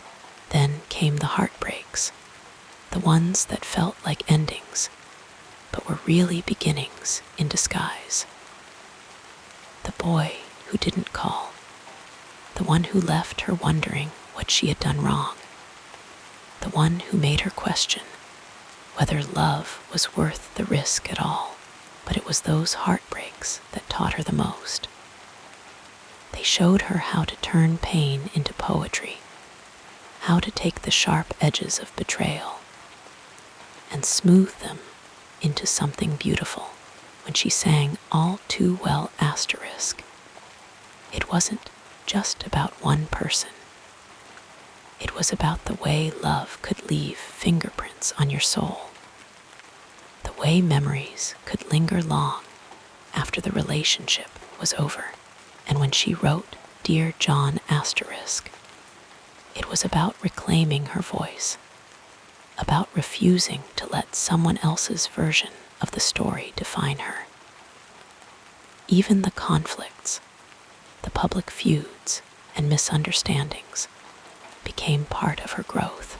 There were moments when friendships fractured, when trust was broken, when the world seemed to turn its back on her. But in those dark hours, she learned the difference between fair-weather friends and the ones who would stand by her no matter what. She learned how to forgive, how to move forward, and most importantly, how to forgive herself. And then there were the professional relationships, the collaborators who helped shape her sound, the producers who knew when to push her and when to let her lead. Nathan Chapman was there in the early days, the one who helped her find the twang in her voice, the storytelling magic of country music. Later, Jack Antonoff became a kindred creative spirit, the one who understood her vision so deeply that their collaborations felt like conversations between old friends. And Max Martin, the pop maestro who helped her bridge the gap between country and the glittering world of radio hits, showed her that reinvention wasn't something to fear. It was something to embrace.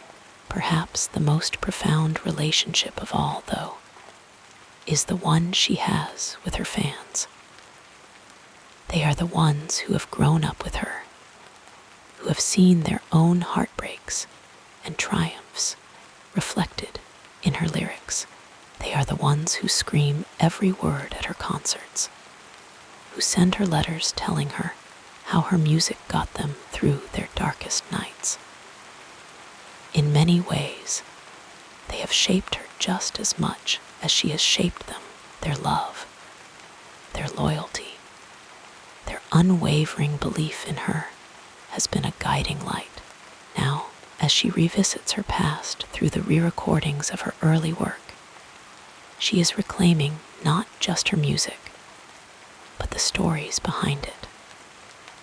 The relationships that once felt like open wounds have become scars, proof of survival, of resilience.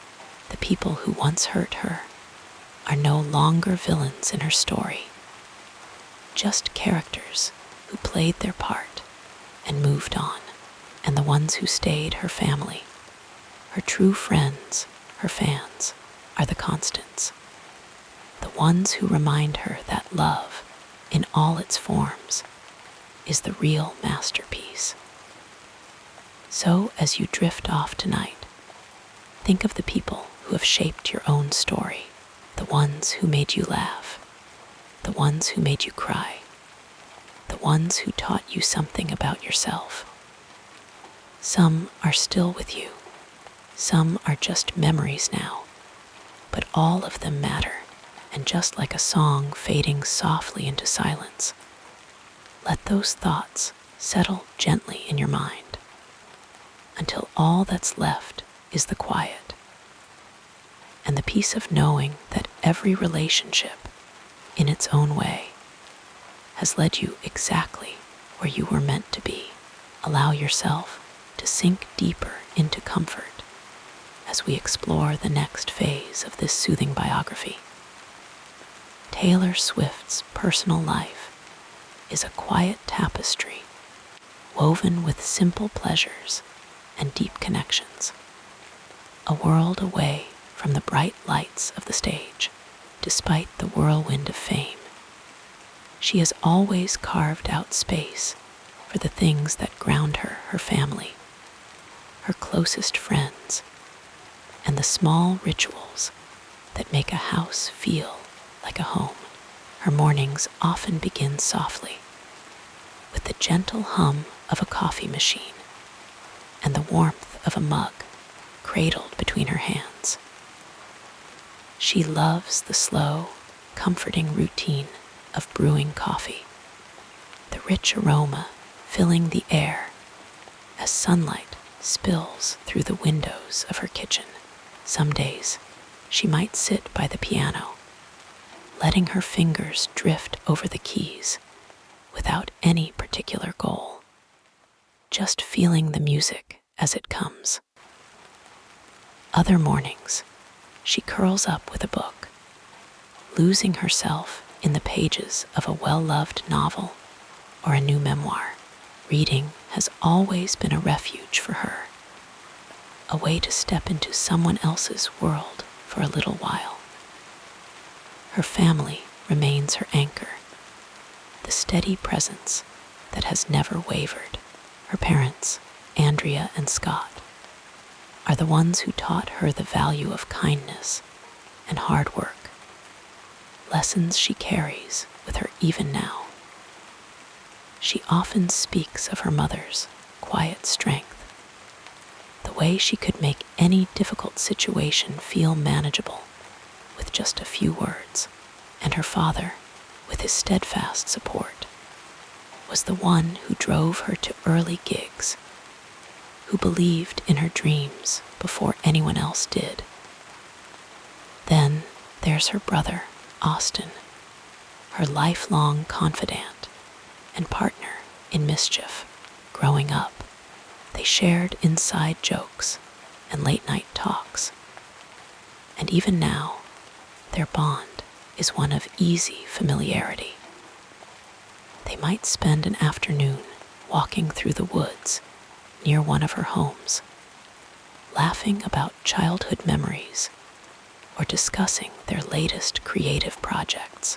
Family dinners, when they can all be together, are filled with stories, homemade meals, and the kind of laughter that makes time slow down. Friendship, too, is something she holds dear. She has always surrounded herself with a close-knit circle of friends, the kind who show up without being asked, who know her better than she knows herself sometimes. Girls' nights in are a favorite, soft blankets, takeout food, and movies that make them cry or laugh until their stomachs hurt. Her best friends, the ones who have been there through every high and low, are the ones who remind her to stay true to herself, who keep her grounded when the world feels too loud. At home, she finds joy in the simplest things. Baking is one of her quiet passions, the rhythmic stirring of batter, the scent of vanilla and cinnamon filling the kitchen. She loves the process of creating something with her hands, the way a batch of cookies can feel like a small act of love. Her cats, Meredith Grey and Olivia Benson, are constant companions, curling up beside her while she writes, or following her from room to room with quiet curiosity. There's something soothing about their presence, the way they remind her to slow down, to savor the quiet moments. Nature is another sanctuary for her, whether it's walking along the beach, feeling the sand between her toes and the salt air on her skin, or wandering through the trees near her home. She finds peace in the stillness of the outdoors. She often writes about these moments in her journal, capturing the way the light filters through the leaves, or the sound of waves rolling onto the shore. These small observations These fleeting details often find their way into her songs, woven into lyrics that feel as intimate as a whispered secret. Her personal philosophy is one of resilience and hope, a belief that even the hardest moments can lead to something beautiful. She has spoken often about the importance of allowing yourself to feel everything: the joy, the heartbreak, the uncertainty, without rushing to fix it. There's a quiet strength in that, in learning to sit with your emotions instead of pushing them away. And then there's love, the theme that threads through so much of her life and work. She has always believed in love, not just the grand, sweeping kind, but the quiet, everyday love that shows up in small gestures and unspoken understanding. Whether it's the love of family, the deep bonds of friendship, or the kind of romance that feels like coming home, she sees it as the most important story we ever tell. As the day winds down, she might light a few candles, the soft glow casting gentle shadows across the room. She'll play a favorite record, maybe Joni Mitchell or Carole King, and let the music fill the space around her. Or she might pick up her guitar, strumming chords without any pressure, just letting the melodies come as they will. It's in these quiet hours that she feels most like herself, away from the noise, just a girl with a song in her heart. And as you drift off tonight, imagine that same stillness, that same sense of peace. Picture a life filled with small, meaningful moments, the warmth of a shared laugh, the comfort of a familiar voice, the quiet joy of being exactly where you're meant to be. Let your thoughts soften like the last notes of a lullaby, until there's nothing left but the gentle rhythm of your breath, carrying you into dreams as tender and true as the stories she sings about, like a gentle river flowing toward the sea. Our story continues with the next meaningful chapter. In the quiet hours of morning, long before the world fully wakes, Taylor Swift often finds her most peaceful moments when she was younger, living in a small Pennsylvania farmhouse. Her mornings began with the soft rustle of curtains, the golden light spilling across her bedroom floor.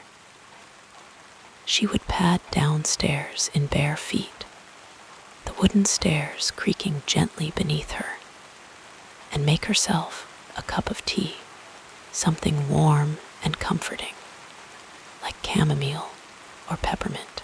The house was always still in those early hours, just the hum of the refrigerator and the distant chirping of birds outside. She'd sit at the kitchen table, a notebook open in front of her, and let her thoughts wander onto the page.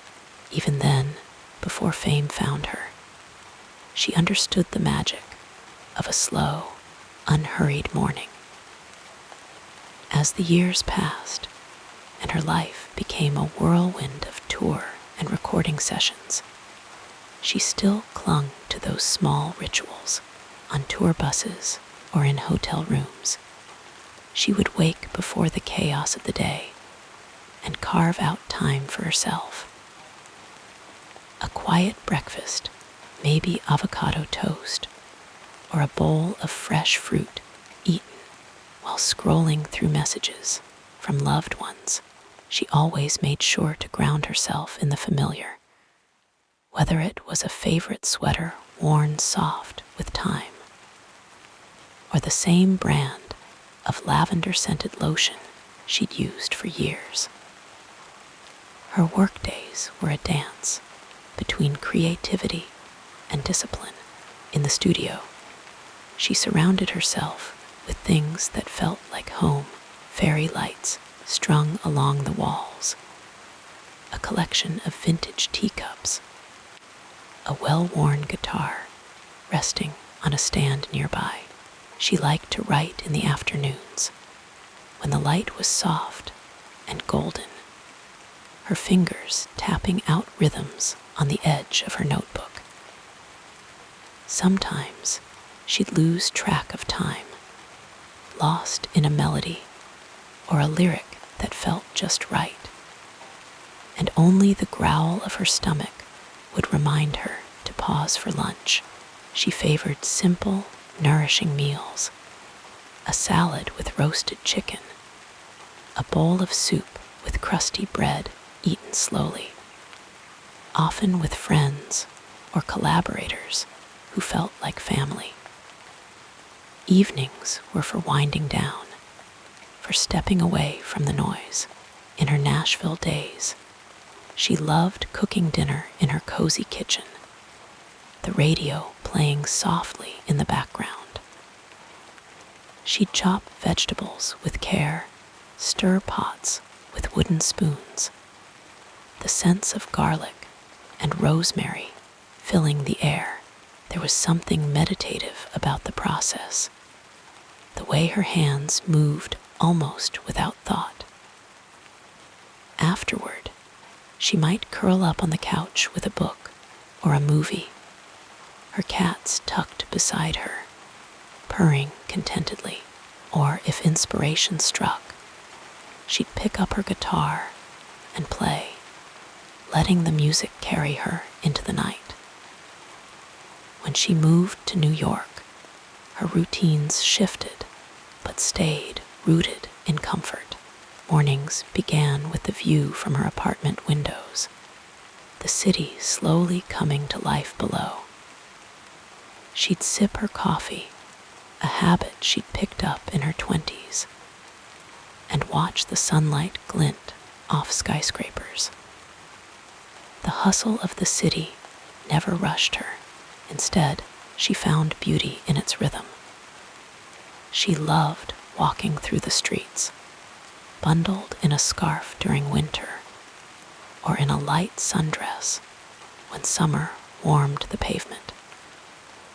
The city became her muse, its energy fueling her creativity in ways she hadn't expected. No matter where she was, sleep was sacred. She cherished the ritual of preparing for bed, brushing her teeth with minty toothpaste, smoothing lavender oil onto her wrists, slipping under crisp, clean sheets. Sometimes she'd write in a journal, recounting the day's small joys, or read a few pages of a novel until her eyelids grew heavy. And then, with the lights dimmed and the world hushed around her, she'd drift off, her dreams as vivid and heartfelt as the songs she'd spent her life crafting. In all these moments, whether in the stillness of dawn or the quiet of midnight, she found the same truth. Life is made beautiful not just by the grand gestures, but by the small, tender rhythms we return to again and again.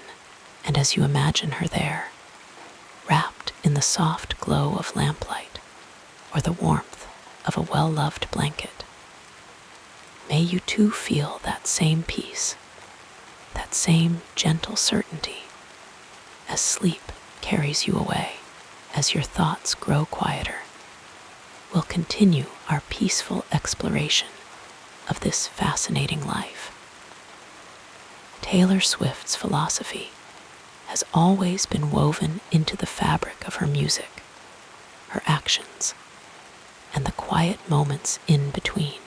It's a philosophy shaped by the belief that life, in all its messiness and magic, is best navigated with an open heart, one that learns, stumbles, loves fiercely, and never stops seeking meaning in the little things, from her earliest days as a wide-eyed girl with a guitar to the woman who now fills stadiums with her songs. Her worldview has been one of deep empathy, resilience, and an unwavering commitment to authenticity. She once said, "No matter what happens in life, be good to people." This simple yet profound idea has guided her through fame, heartbreak, reinvention, and growth. It's a philosophy rooted in kindness, not as something performative, but as a quiet, daily practice, holding doors open, remembering birthdays, writing handwritten notes to fans who have touched her life in some way. She understands that the smallest gestures often carry the most weight, that a moment of kindness can be someone else's lifeline. Her music has always been a mirror of her inner world, a place where she processes joy, sorrow, and everything in between. In her early years, she wrote about love with the hopeful idealism of a teenager, painting fairy tales and first kisses with lyrics that felt like pages torn from a diary. But as she grew, so did her understanding of love, not just as something sweet and fleeting, but as something complex, sometimes painful, always worth exploring. Love is fragile, and we're not its guardians, she once mused. Her belief in storytelling as a way to connect people has been a constant. She sees songs as time capsules, preserving emotions so raw and real that anyone listening can find a piece of themselves in them. "I write songs to figure out what I'm feeling," she admitted in an interview, her voice soft with reflection. This vulnerability has been her compass, even when the world tried to tell her to harden. Instead, she chose to stay soft, to keep writing, to keep believing that honesty in art is a kind of courage. Her move to New York marked a shift in her perspective, not just in her music, but in how she moved through the world. The city taught her to embrace chaos, to find beauty in the unexpected. She would wander through Greenwich Village, watching strangers live their lives in overlapping rhythms, and she'd think about how everyone carries their own silent battles and triumphs. It deepened her empathy, this understanding that no one is just one thing. "People are like songs," she once wrote. Her values have always been anchored in loyalty to her family, her friends, her fans. She surrounds herself with people who ground her, who remind her of who she is when the noise of fame gets too loud. "Home isn't a place," she said. This belief in chosen family has been her refuge, a reminder that love isn't about grand declarations, but about showing up day after day in the ordinary moments. One of her most defining traits is her ability to evolve without losing herself. She has never been afraid to shed old skins, to step into new versions of herself with curiosity rather than fear. Reinvention isn't about running away from who you were, she explained. This fluidity has allowed her to move from country to pop, from innocence to introspection, without ever feeling like she betrayed her past selves. Instead, she embraces them all, knowing that growth isn't linear, it's a spiral. always circling back to the same core truths with new eyes. Her relationship with time is one of reverence. She often speaks about the fleeting nature of life, how moments slip through our fingers, even as we try to hold on to them. This awareness infuses her music with a bittersweet tenderness, a longing to savor the present before it becomes memory. Time doesn't stop for anyone. She sings in one of her later albums, her voice a quiet murmur against the melody. She also believes fiercely in the power of resilience, not as something loud and defiant, but as a quiet, persistent flame when faced with setbacks, whether personal or professional. She has always chosen to channel her energy into creation rather than bitterness. You can either let life make you harder or let it make you kinder, she once said. This philosophy has seen her through public scrutiny, heartbreak, and the inevitable storms of a life lived in the spotlight. Her faith in love, in all its forms, remains unshaken. She writes about romance with the same wonder as she did at 16, but now with the wisdom of someone who knows that love isn't just about grand gestures. It's about the quiet, everyday choices to show up, to listen, to stay. Love isn't fireworks, she reflects. At the heart of it all is her belief in the power of stories, not just her own, but everyone's. She sees life as a collection of narratives, each one worthy of being told with care. We're all just walking each other home, she says, echoing an old sentiment that feels especially true in her hands. And as she continues to write her own story, one song, one kindness, one quiet moment at a time, she invites others to do the same, to find beauty in their own rhythms, to hold onto what matters, and to let the rest go. So as you drift into sleep tonight, think of her words, her music, her quiet belief in the goodness of people. Let it remind you that life, in all its fleeting beauty, is best lived with an open heart. And just as she finds peace in the gentle rituals of her days, may you too find comfort in the knowledge that the small things, the warmth of a blanket, the hush of the night, the steady beat of your own heart are enough, with each breath becoming slower and deeper. Let us turn to another aspect of this soothing story. Life, even for someone as luminous as Taylor Swift, has never been a straight path. It winds and bends, dips and rises, sometimes in ways that feel impossible to navigate. But like the soft glow of candlelight in a dark room, she has always found a way to move forward, even when the road ahead seemed uncertain. Her earliest challenges began long before the world knew her name. As a young girl, she was teased in school for her love of country music, for the way she carried herself with a quiet determination that set her apart.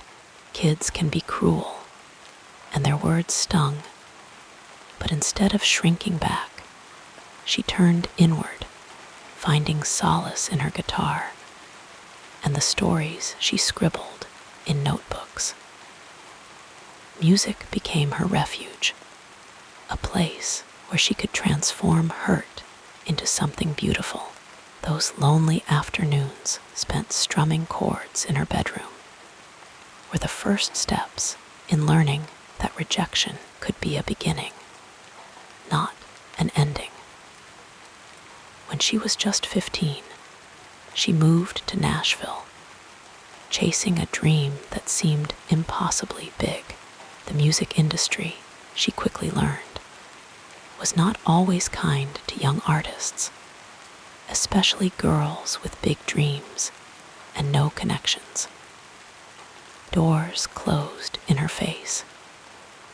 Record labels dismissed her as just another teenager with a guitar, but she kept writing, kept singing, kept knocking on doors until one finally opened. Even then, success didn't come overnight.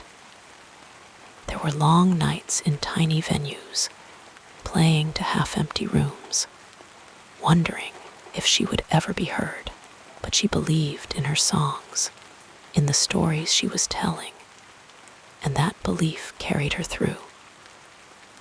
Then came the moment that changed everything, her first major award. The rush of validation, the feeling that all her hard work had paid off, but with that success came new challenges. The spotlight, she soon realized, was both a gift and a burden. Every move she made was scrutinized, every relationship dissected, every misstep amplified. It would have been easy to let those labels define her, to shrink into the roles others assigned her. But instead, she did what she had always done. She wrote about it. Her album Red*, was a turning point, not just in her career, but in how she saw herself. It was raw, honest, full of the messy, complicated emotions that come with love and loss. Critics called it too emotional, too personal, but she stood by it. She had learned by then that the things people criticized her for, her openness, her vulnerability, were the very things that made her music resonate, and so she leaned into them, turning what others saw as weaknesses into strengths. Then came 2016, a year that would test her in ways she never expected. It started with a very public feud, one that played out in headlines and social media, a whirlwind of accusations and misunderstandings. For the first time in her career, she felt the weight of public opinion turning against her. The noise was deafening, the backlash relentless. She retreated, disappearing from the spotlight, unsure if she would ever find her way back. But in that quiet, in that absence, something shifted. She began to rebuild, not for the world, but for herself. She stopped reading the comments, stopped trying to control the narrative. Instead, she focused on the people who truly knew her, her family, her closest friends, the fans who had been there from the beginning. She poured herself into her music, not as a response to the noise, but as a way to rise above it. Reputation*, was born from that time, an album that was darker, fiercer, unapologetically hers. It was a declaration that she would not be defined by others' perceptions of her. And then, just as she was finding her footing again, another blow, the sale of her life's work, the masters of her first 6 albums, without her knowledge or consent. It was a betrayal that cut deep, a reminder that even after all she had achieved, the industry could still make her feel powerless. But instead of letting it break her, she turned it into a lesson. She began the long, painstaking process of re-recording her early albums, reclaiming her art one song at a time. It was a defiant act of self-preservation, a way of saying that no one could take her story from her. Through it all, she learned that resilience isn't about never falling. It's about how you rise, that setbacks, no matter how painful, can be the seeds of something new. That sometimes the best response to chaos is to create, to turn the noise into music. Now, as she looks back on the winding road that brought her here, she sees not just the struggles, but the grace in them, the way each challenge taught her something she needed to know about herself, about the world, about the kind of artist she wanted to be. She no longer fears the quiet, the moments when life asks her to pause and reflect. She knows now that even in the stillness, there is growth. And so, as you drift into sleep tonight, think of her journey not as a series of obstacles, but as a testament to the quiet strength it takes to keep going, to believe in yourself, even when the world seems determined to make you doubt. To turn pain into art, loneliness into connection, silence into song. Rest easy, knowing that even the darkest nights give way to dawn, and just as she found her way, so too will you. The tapestry of this remarkable life unfolds further as we gently explore the next meaningful period. Few people know that Taylor Swift, despite her superstar status, has always had a deep love for the quiet, ordinary moments that most of us take for granted.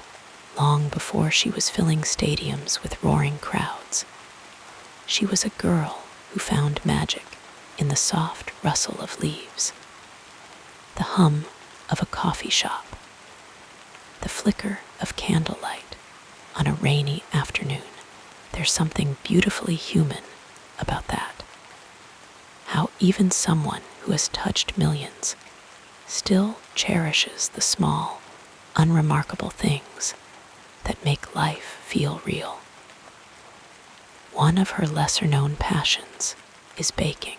She doesn't just dabble, she pours herself into it, the way she does with her songwriting. There's a story her friends tell about a time when she spent an entire afternoon perfecting a batch of cinnamon rolls, adjusting the dough, kneading it with careful hands, filling the air with the warm, golden scent of sugar and spice. She didn't do it for show or for social media. She did it because the act itself soothed her. The rhythm of measuring flour, the patience of waiting for dough to rise. It was a kind of meditation, a way to slow down when the world around her moved too fast. Then there's her love for literature, a quiet flame that has burned since childhood. She once confessed in an interview that she keeps a stack of books beside her bed, always halfway through 3 or 4 at once. Poetry, mostly Mary Oliver, Pablo Neruda. The kind of words that linger in the mind long after the page is turned. She's been known to underline passages, to fold corners of pages where a line struck her just right, and sometimes, in the middle of writing a song, she'll reach for those dog-eared books, tracing the words with her fingertips as if they might unlock something new in her own lyrics. What's surprising, too, is how deeply she values silence.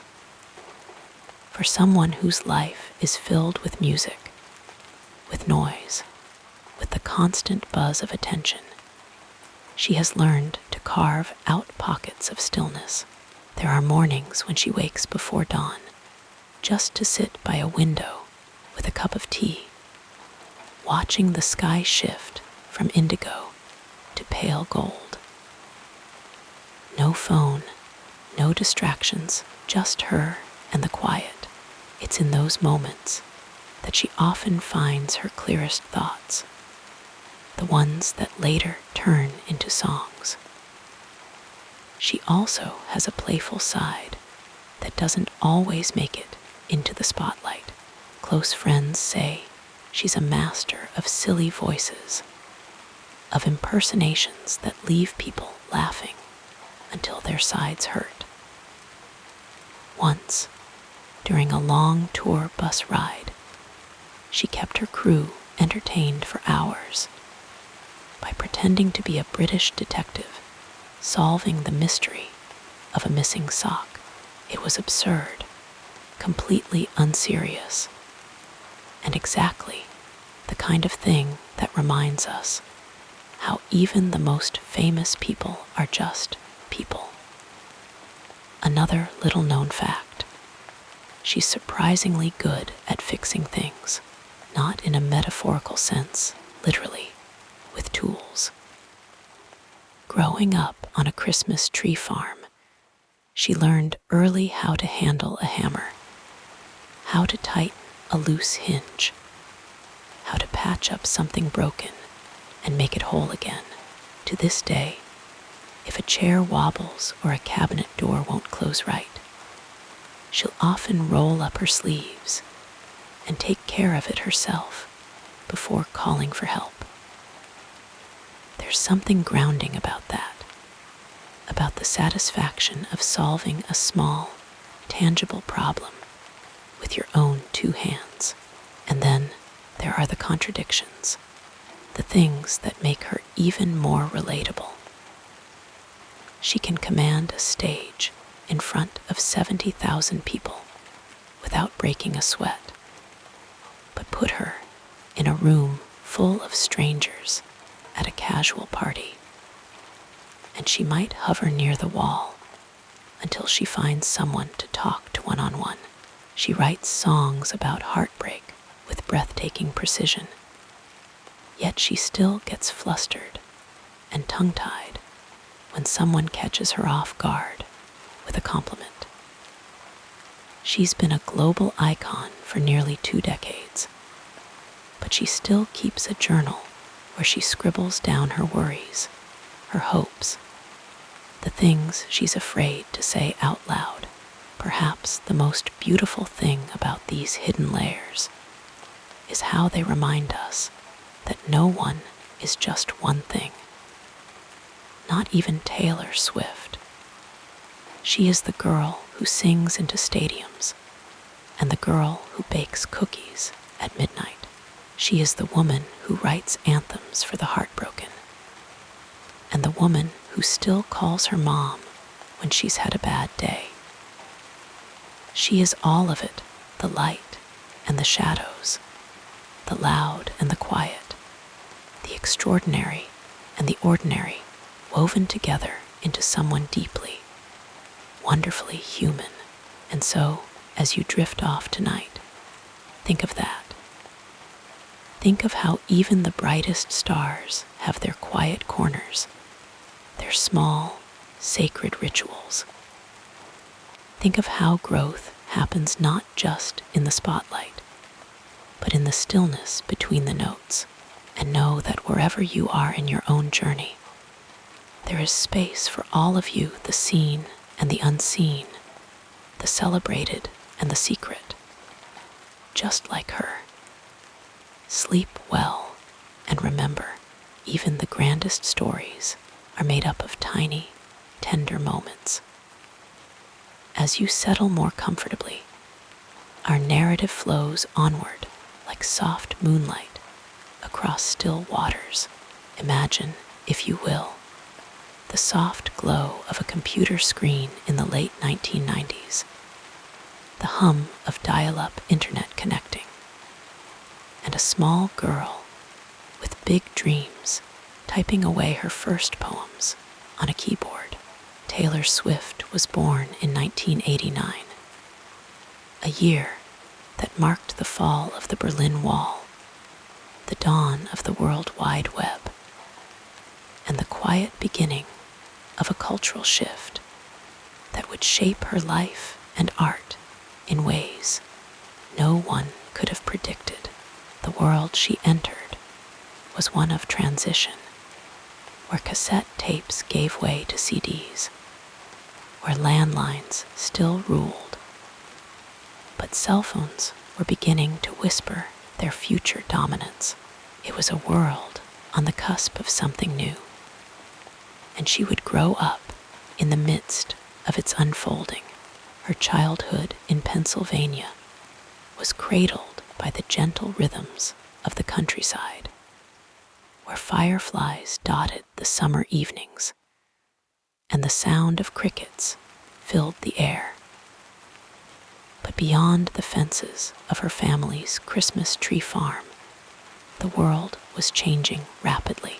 The 1990s had been a decade of relative peace and prosperity in America, a time of boy bands and girl groups, of sitcoms where problems were solved in 30 minutes or less.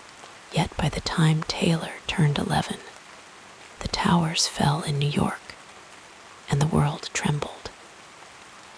The early 2000s became a time of uncertainty, of wars and economic shifts, but also of a longing for comfort, for stories that felt true. And in that space, music became a refuge. Country music, with its storytelling tradition, its raw honesty about love and loss, was the perfect vessel for a young girl who carried a notebook everywhere she went. Taylor's early influences, Shania Twain, Faith Hill, the Dixie Chicks, were women who blended vulnerability with strength, who sang about heartache, but also about resilience. This was the era of flip phones and MySpace, of handwritten letters and digital beginnings. And Taylor straddled both worlds effortlessly. She wrote songs about high school hallways and teenage heartbreak, but her lyrics carried a weight, a specificity that made them feel universal. By the time she released her debut album in 2006, the world was deep into the age of social media, though it was still in its infancy. Facebook was just opening to the public. YouTube was a newborn platform, and the idea of artists connecting directly with fans was still a novelty. Taylor, with her curly hair and cowboy boots, embraced it all. She left comments on fans' MySpace pages, posted behind-the-scenes glimpses of her life, and made her listeners feel like friends. In doing so, she became one of the first artists to truly harness the power of the internet to build a community, a quiet revolution that would redefine fame in the years to come. The late 2000s and early 2010s were a time of economic recession, of Occupy movements and political awakenings, but also of a growing hunger for authenticity. Pop music was dominated by auto-tune and club bangers, but Taylor's work stood apart. Her album Fearless was a love letter to teenage emotions, to the kind of heartbreak that feels world-ending when you're 16. And then came Speak Now Asterisk, written entirely by her, a defiant statement in an industry that often dismissed young women as mere performers rather than creators. She was crafting her own narrative, one song at a time, in an era where women's voices were still fighting to be heard. as loudly as men's. Then, 2014 arrived, and with it, 1989 asterisk, a shimmering synth-pop reinvention that mirrored the world's own rapid digitization. Smartphones were now ubiquitous. Social media had become both a lifeline and a battleground. And Taylor's music evolved to reflect the dizzying speed of modern life. But even as she embraced the glittering sounds of the 1980s, her lyrics remained grounded in intimate details. Stolen glances, late-night drives, the fragile hope of new love. She was writing about the human experience in a time when screens often replaced face-to-face connection. And in doing so, she gave voice to a generation navigating the same paradox. The years that followed were marked by public feuds, private struggles, and a cultural reckoning with power and agency. The #Me Too movement erupted. Women across industries began speaking out. And Taylor, too, found her voice in new ways.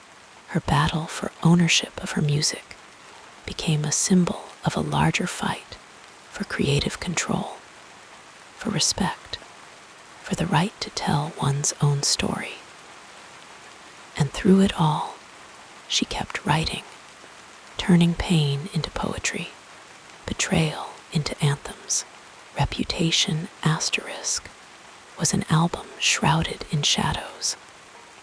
Lover, a return to softness, folklore, and evermore a retreat into the woods of imagination during a global pandemic. And isn't that the most beautiful thing?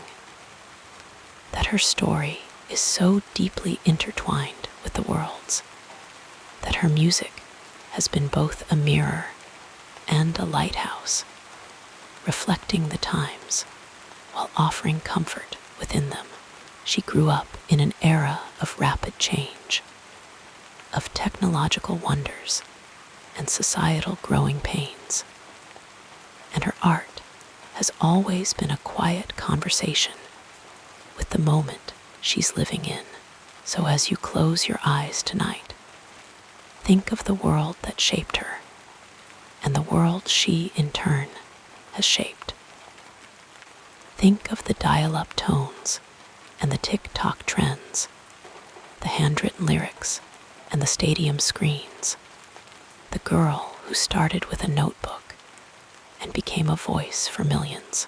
And remember that history isn't just made in grand gestures. It's woven through small, personal revolutions, through songs written at kitchen tables, through stories that remind us we're not alone.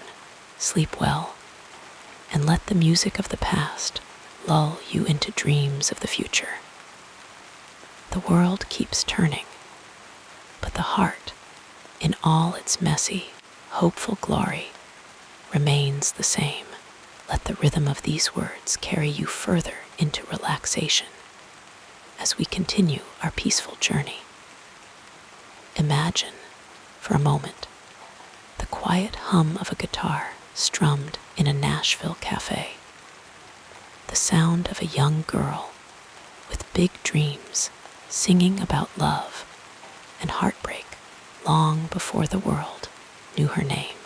That girl, Taylor Swift, would grow to become not just a musician, but a cultural force, a storyteller who shaped the way we think about art, fame, and the power of vulnerability.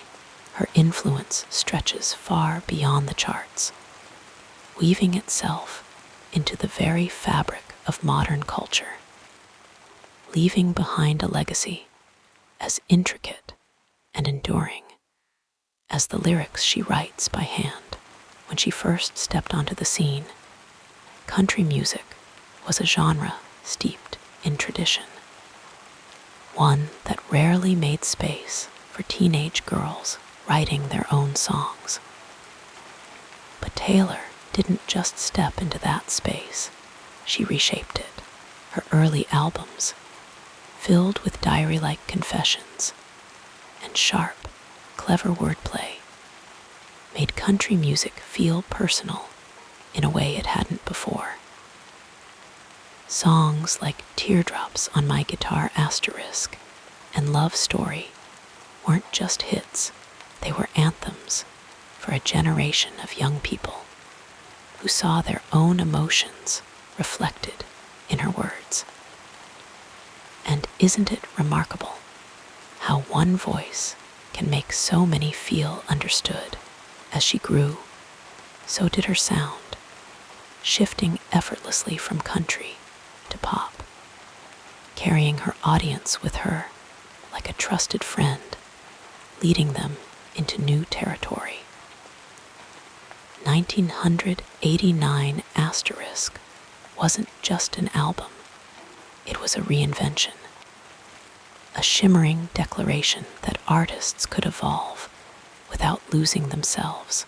The world watched as she proved that change wasn't something to fear, but something to embrace.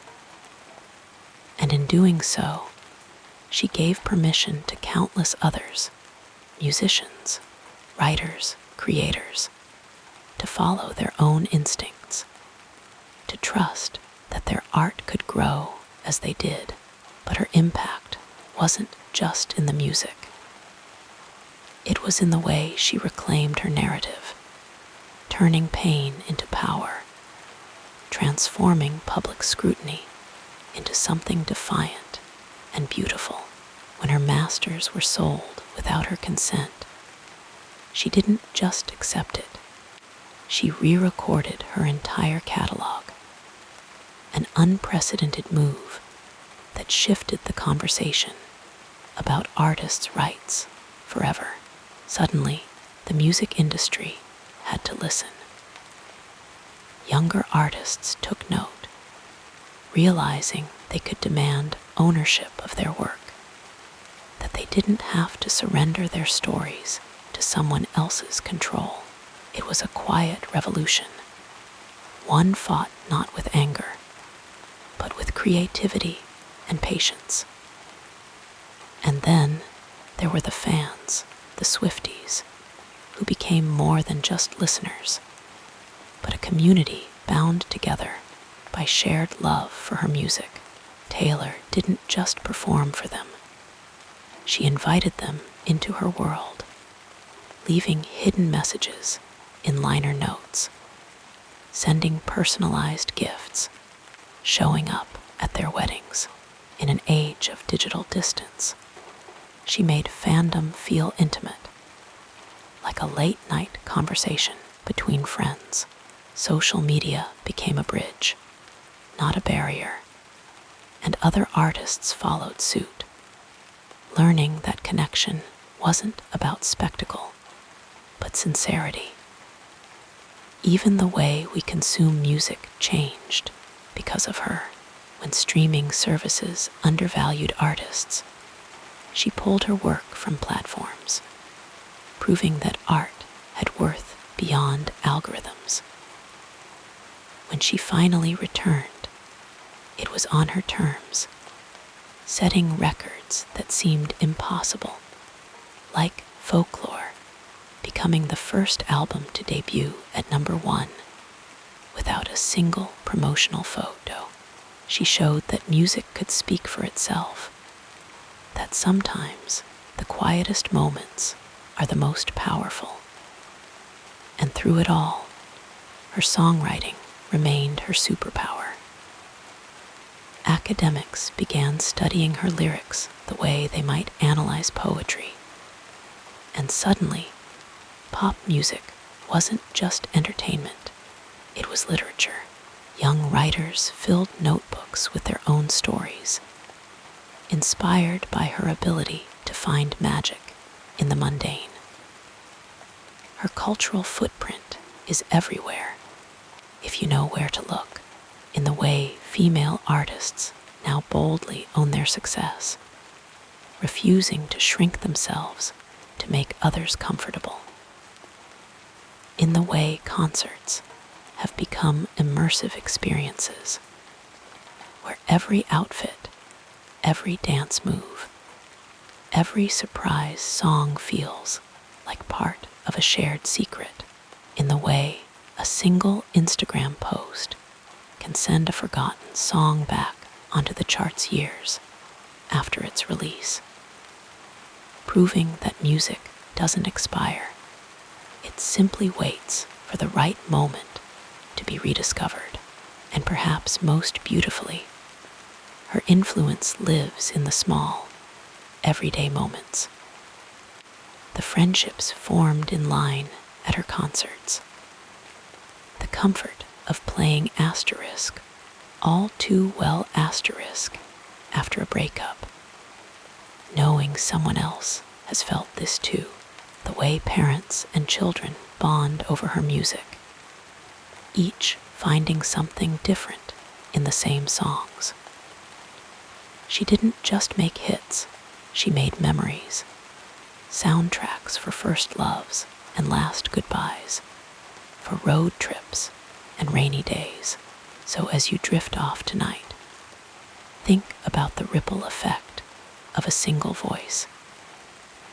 How one person's courage to tell their story can give others the strength to tell theirs. How melodies can outlast trends. How words scribbled in a notebook can become anthems for millions. The world may keep spinning, but certain things remain, like the power of a song to make us feel seen, or the quiet certainty that no matter how much changes, the heart always speaks the same language. Sleep well, knowing that stories like hers are still being written, that the next chapter is always just a lyric away. And if you listen closely, in the space between waking and dreaming, you might just hear the faintest strum of a guitar, a voice singing something honest and true, reminding you that you're not alone. The music plays on, soft and steady, like a lullaby for the soul. With the gentleness of falling snow, we transition now to another meaningful chapter in this life story.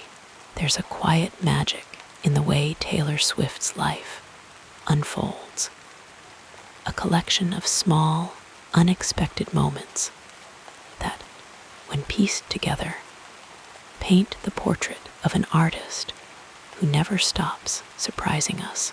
Some of these stories are well worn, whispered among fans like cherished secrets, while others remain tucked away, waiting to be discovered like lyrics scribbled in the margins of an old notebook. One of the earliest glimpses into her relentless dedication came when she was just a teenager. Long before stadium tour and Grammys, Taylor would play at the Bluebird Cafe in Nashville, a tiny venue where songwriters gathered to share their stories. One night, she performed for a music executive who had come to see another artist. As she strummed her guitar and sang her heart out, the room fell silent, not because they were politely listening, but because they were stunned. The executive, Scott Borchetta, would later sign her to his fledgling label, Big Machine Records.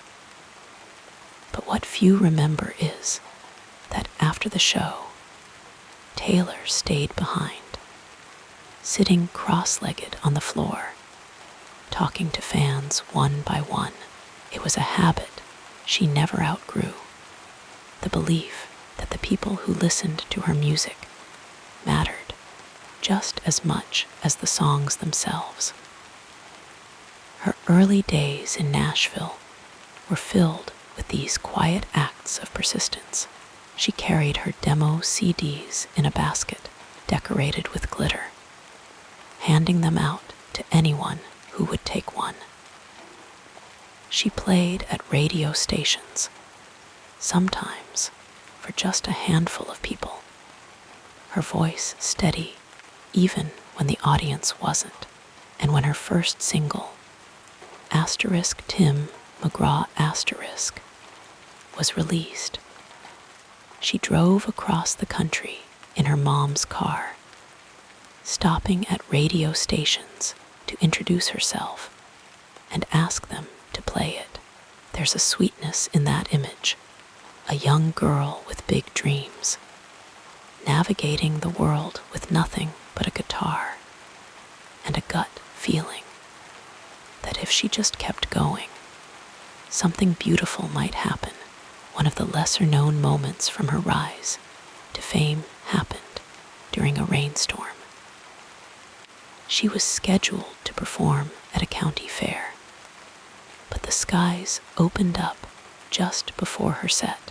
Most artists would have canceled, but Taylor took the stage anyway, singing through the downpour as her curls turned to damp spirals and her dress clung to her skin. The crowd, soaked but enchanted, stayed until the last note. Years later, she would write about rain in her songs, how it washes things clean, how it can feel like both an ending and a beginning. But that night, it was simply a reminder that sometimes the best memories are made when things don't go as planned. Her kindness, too, is woven into countless small stories. There was the time she surprised a fan at her bridal shower, showing up with a bouquet of flowers because the bride-to-be had mentioned in a letter that she was playing Taylor's music during the celebration, or the countless times she sent handwritten notes to fans going through hard times, letters that arrive like unexpected gifts, tucked into mailboxes when they're needed most. Once, she paid off a fan's student loans after reading a post about how the weight of debt was keeping them from pursuing their dreams. No cameras, no press, just a quiet act of generosity, the kind that lingers long after the check is cashed. Then there are the funny, almost surreal moments that remind us how even superstars are still human. Like the time she hid in a suitcase to surprise her friend Ed Sheeran during an interview, bursting out with a grin as he laughed in shock, or the fact that she once baked cookies for her entire tour crew, waking up at dawn to make sure everyone had a sweet treat before the show. And who could forget the now legendary moment at the 2016 Met Gala, when she and Tom Hiddleston danced so enthusiastically that the internet briefly lost its collective mind. It's these unguarded, joyful flashes that make her feel like someone you could laugh with over coffee, swapping stories about the absurdity of life. But perhaps the most revealing moments are the ones that happen offstage, when the lights dim and the crowds go home. She's spoken about how she writes songs in the middle of the night, curled up on the floor with a notebook, chasing a melody before it disappears. She talks to her cats like they're old friends, giving them elaborate backstories and pretending they have opinions on her outfits. And when she's nervous, she still does this little hop, a tiny bounce on her toes, as if she's shaking off the jitters before stepping into the spotlight. There's a story she once shared about a night during the asterisk 1989 asterisk tour when she couldn't sleep. Instead of tossing and turning, she went to the empty stadium where she'd be performing the next day and sat alone in the stands, staring at the stage. She said it was the closest thing to church she'd ever known, the quiet hum of an empty arena, the echo of her own footsteps, the stillness before the storm of applause. It's a beautiful metaphor for her life, the balance between the roar of the crowd and the silence where the songs are born. And then there are the fans, the ones who have grown up with her, who have found pieces of their own stories in hers. Like the couple who played Love Story at their wedding, years after meeting at one of her concerts, or the girl who wrote to Taylor about losing her mother, only to receive a voicemail one random afternoon, with Taylor singing "Soon You'll Get Better" just for her. These aren't just interactions, they're tiny lifelines, proof that music can bridge the gaps between strangers in ways nothing else can.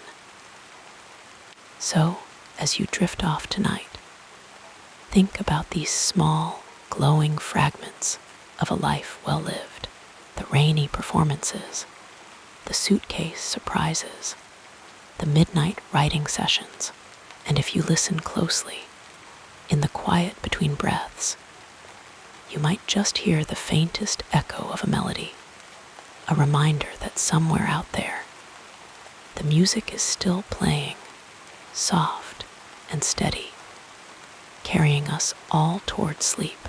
As your eyelids grow heavier, we'll softly explore another dimension of this fascinating biography. As the years stretched on, Taylor Swift's music grew softer, wiser, like a river smoothing the edges of stones over time.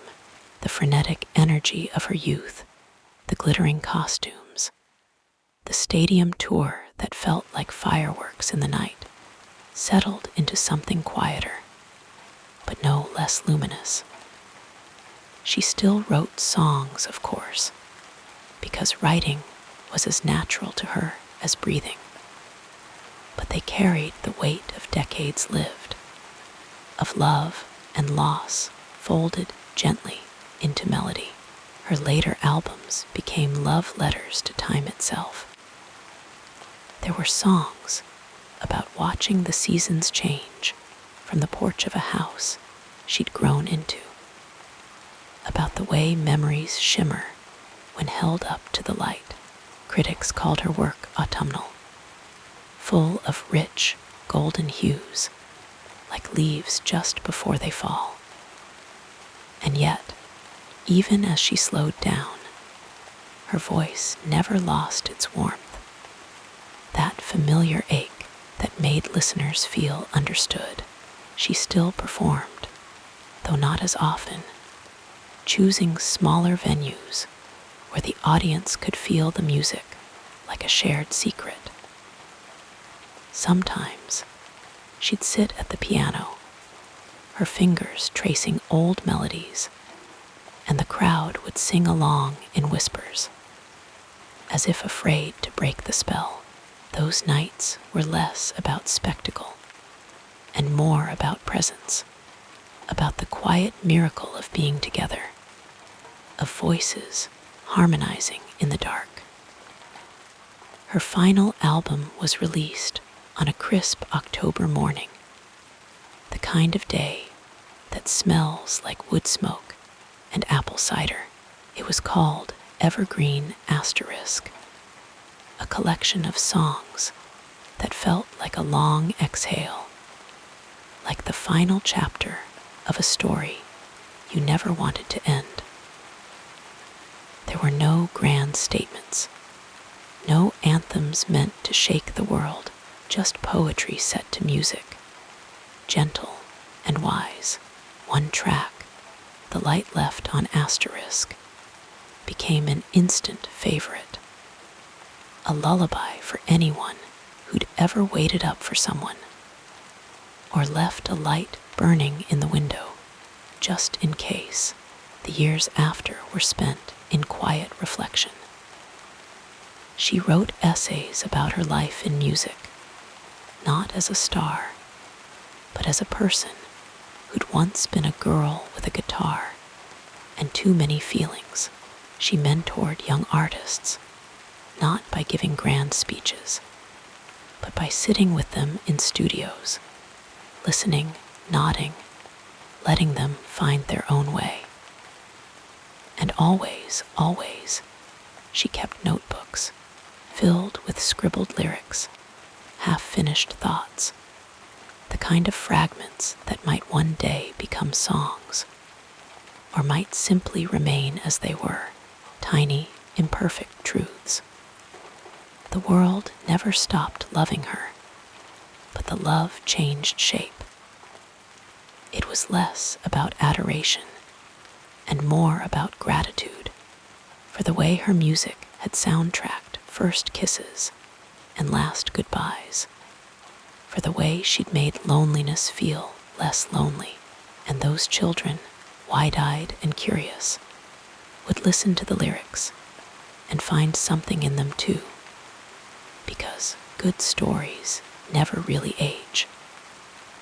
On her last public appearance, a tribute concert held in her honor, she sat in the front row, wrapped in a shawl, clapping for the artists who'd grown up in her shadow when they played All Too Well Asterisk. The crowd sang every word, their voices rising like a tide, and she closed her eyes, letting the sound wash over her. Later, she would say it was the closest thing to time travel she'd ever known. Legacy is a funny thing. It's not just the awards on the shelf or the records in the books. It's the way a melody can drift through an open window and make a stranger feel seen. M can outlive the person who wrote it. Taylor Swift's legacy was never just about the music. It was about the moments the music made possible. The friendships forged in concert lines, the weddings where her songs played as someone walked down the aisle, the hospital rooms where her voice was the last thing someone heard before slipping into sleep. And now, as you drift off too, imagine her somewhere peaceful, a porch swing creaking softly, a cup of tea cooling beside her, a notebook open in her lap. The sun is setting, painting the sky in shades of pink and gold, and the air is full of the kind of quiet that only comes after a life well lived. Somewhere in the distance, a radio plays one of her songs, the volume turned low, just enough to catch the melody. It's a comforting thought, isn't it? That even as the world keeps turning, the music remains. So let the melody carry you now, soft and slow, like a boat rocking on gentle waves. Let the words blur at the edges as sleep pulls you under. And know that somewhere, in the quiet spaces between dreams, the music plays on, the gentle cadence of our story continues, flowing like a peaceful stream through the next chapter. Picture this years from now, in a dimly lit bedroom. A young musician sits cross-legged on the floor, an old guitar resting in their lap. They strum a familiar chord progression, one that has been passed down like a secret between generations. The song they're playing was written decades ago, but the words still feel fresh, as if they could have been scribbled in a journal just last night. This is the quiet magic of Taylor Swift's legacy.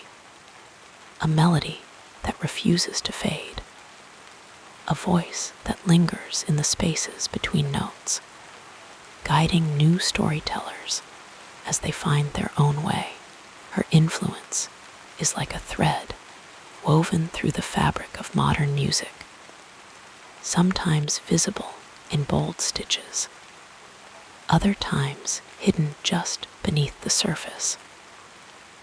You can hear it in the way young artists write about heartbreak now, not as something to be whispered in shame, but as a story worth telling in full, with all its messy, glittering details. Olivia Rodrigo, for instance, grew up listening to those confessional lyrics, learning how to turn personal pain into something universal. When she sings about love and loss, there's an echo of that same raw honesty, the same willingness to name every feeling, no matter how sharp or tender. But it isn't just in songwriting where her presence lingers. The way she reclaimed her masters, fought for ownership of her art, that became a lesson for an entire generation of creators, musicians who might have once signed away their rights. Without question, now pause, reconsider, demand better. The ripple effect has reached beyond music, to inspiring writers, filmmakers, even podcasters to think differently about who gets to control their stories. And then there are the fans, the ones who didn't just listen, but learned. The ones who picked up guitars because of her, who started writing poetry, who realized their own lives were worthy of being put into verse. In classrooms now, teachers use her lyrics to teach literary devices, showing students how metaphor and imagery can turn a simple feeling into something unforgettable. Colleges offer courses on her impact, dissecting not just the music, but the way she changed the conversation around fame, femininity, and creative freedom. Even the sound of pop music shifted because of her.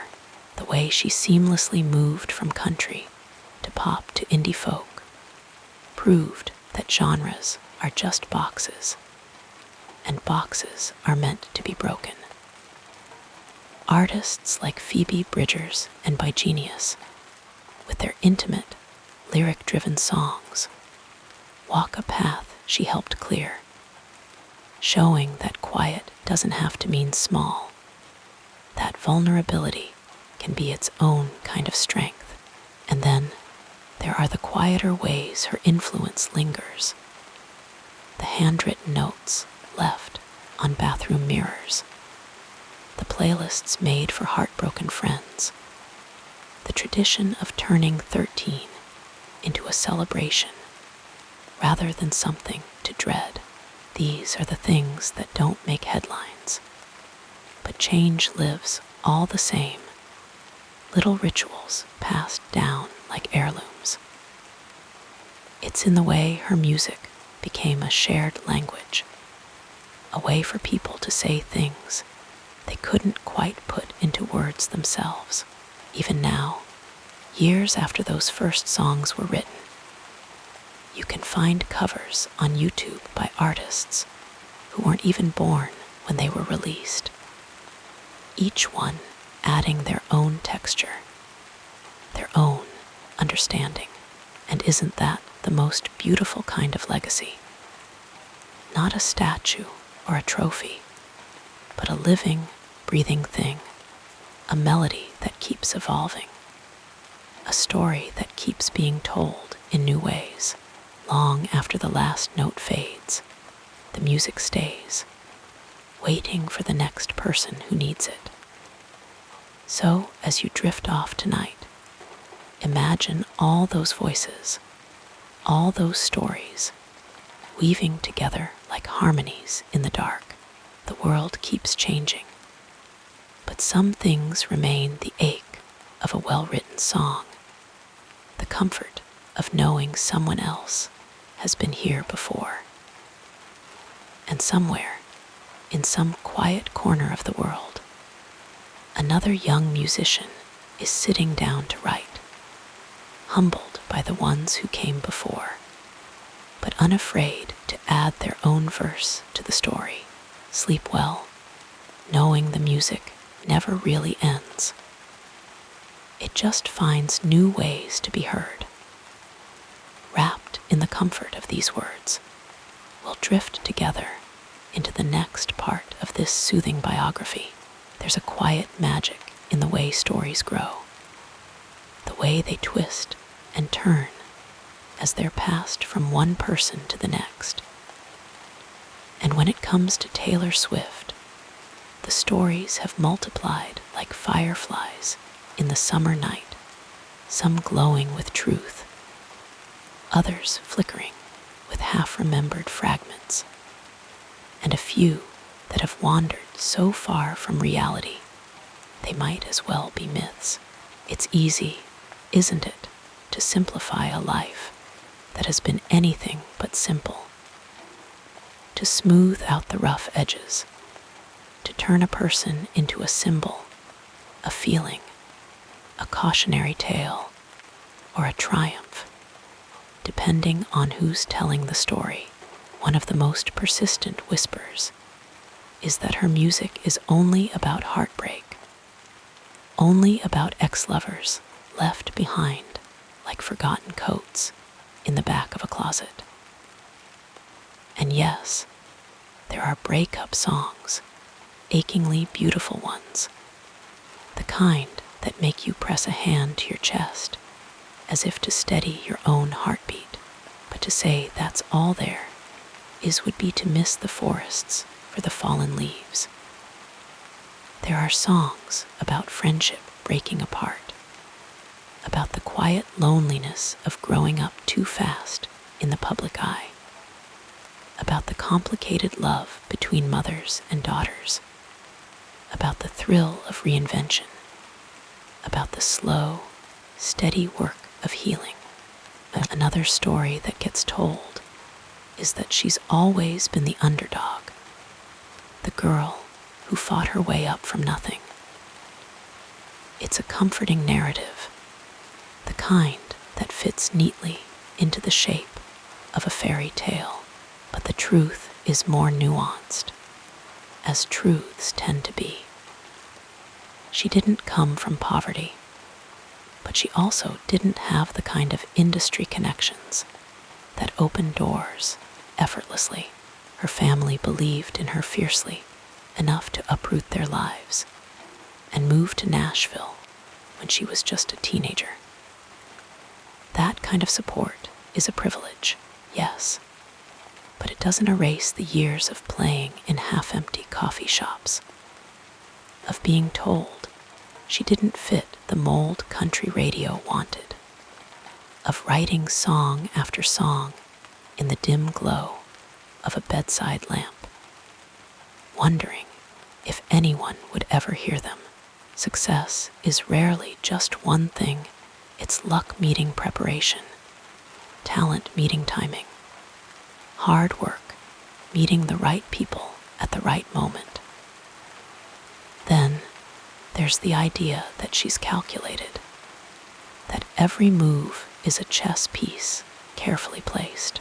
It's a strange accusation, one that seems to cling more tightly to her than to many of her peers. Maybe it's because she's a woman who knows what she wants, who plans ahead, who treats her career like the art and the business that it is. But to call it calculation is to strip away the joy, the spontaneity, the moments of pure instinct that have shaped her path. when she surprise released Folklore Asterisk in the depths of the pandemic. It wasn't part of some grand strategy. It was the restless creativity of someone who needed to make sense of the world through music. When she writes a song like All Too Well Asterisk, stretching the boundaries of a pop ballad to 10 minutes, it's not because she's ticking boxes on a marketing plan. It's because some stories can't be rushed. Some emotions need room to breathe. And of course, there's the ever-present myth of the petty tailor, the one who supposedly holds grudges like precious gems, who turns every slight into a song. It's a reduction that ignores the deeper truth, that writing about personal experiences isn't about revenge. It's about understanding. Artists have always turned their lives into art, shaping messy emotions into something that makes sense, something that can be shared. And isn't that one of the most human things we do? To tell our stories in the hope that someone else might say, "Me too." Perhaps the most overlooked thread in her story is the quiet evolution, the way she's shifted and changed over the years without ever losing the core of who she is. The girl who wrote Teardrops on My Guitar Asterisk is still there, somewhere inside the woman who wrote Cardigan Asterisk. But she's grown, expanded, learned how to hold joy and sorrow in the same hand. The music has matured with her, moving from diary entries to short stories, from confessions to character studies. Yet, even now, people sometimes speak of her as if she's frozen in time, as if the person she was at 16 is the same as the person she is today. We all change, don't we? We all look back at our younger selves with a mix of fondness and gentle bewilderment, wondering how we ever thought the world was that simple. The myths will keep swirling, as they do around anyone who lives their life in the spotlight. But the real story is so much richer, so much more interesting, full of contradictions and complexities, just like any human life. It's in the way she can be both fiercely private and breathtakingly vulnerable in her lyrics, in the way she balances enormous fame with the quiet rituals of creating, in the way she's learned to navigate a world that so often wants women to be one thing, and one thing only. So as you drift towards sleep tonight, let go of the simple stories, the easy labels. Imagine instead a person, flawed and brilliant, writing her way through the dark, just like the rest of us. The music will keep changing, as all living things do, and the myths will keep growing. But somewhere beneath it all, the truth remains soft, complicated, and utterly human. And isn't that the most beautiful kind of legacy?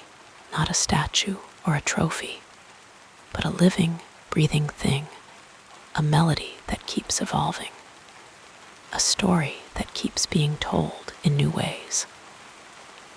Long after the last note fades, the music stays, waiting for the next person who needs it.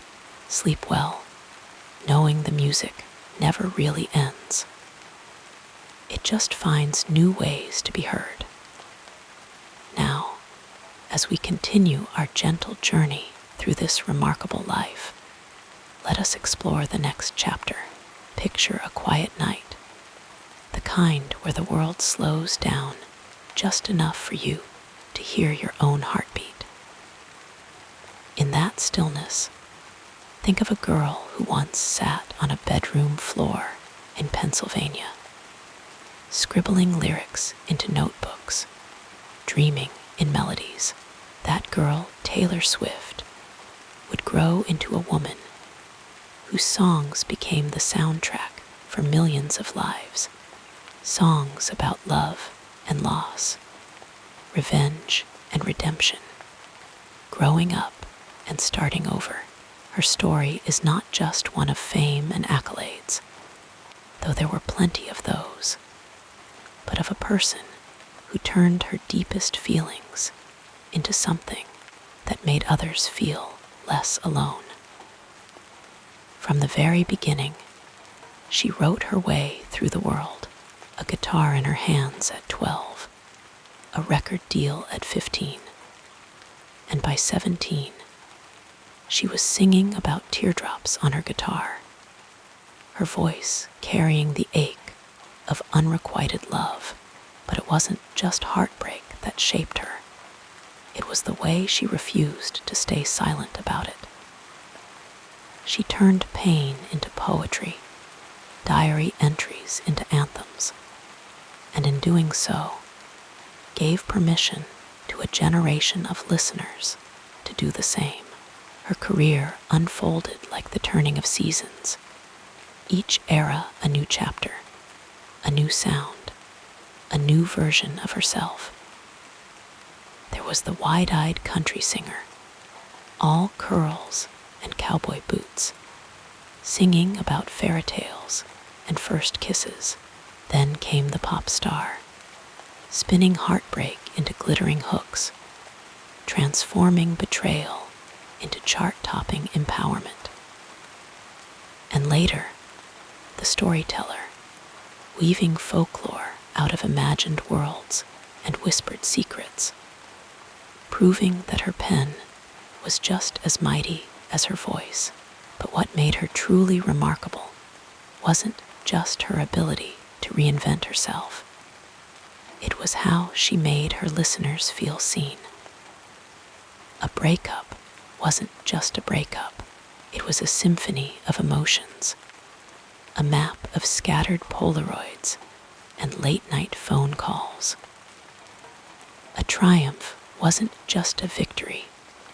It was a reclaiming of power, a slow clap that built into a roar. She taught her fans that their stories mattered, that their heartbreaks were worth singing about, that their joy was worth dancing for. And oh, the dancing. Who could forget the way her concerts felt like reunions with an old friend, the way thousands of voices would rise together, singing every word as if they had written the songs themselves. She didn't just perform, she created a space where strangers became friends, where loneliness dissolved into belonging, the glow of wristbands lighting up a stadium, the shared laughter during an acoustic surprise song, the quiet hush when she played something fragile and raw. These were moments of pure human connection. Yet for all the spotlight, she was never untouchable. She stumbled, she learned, she apologized when she needed to. She fought battles in public for her music, for her worth, for the right to own her own art. And in doing so, reminded everyone that even the brightest stars have shadows. She showed that strength isn't about being flawless, but about getting back up, dusting yourself off, and writing the next song. Now, years after those first notebook scribbles, her influence lingers like the last notes of a lullaby. New artists cite her as the reason they picked up a guitar. Young writers learn to craft stories from their own lives because she proved it was possible. Her music plays at weddings and breakups, road trips and quiet nights in, a constant companion through life's twists and turns. And isn't that the mark of a true legacy?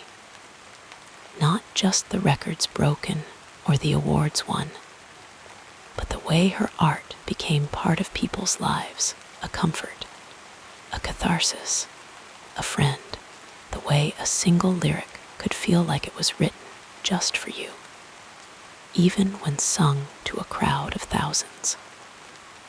The way her melodies weave through memories, forever tied to first loves, last goodbyes, and everything in between.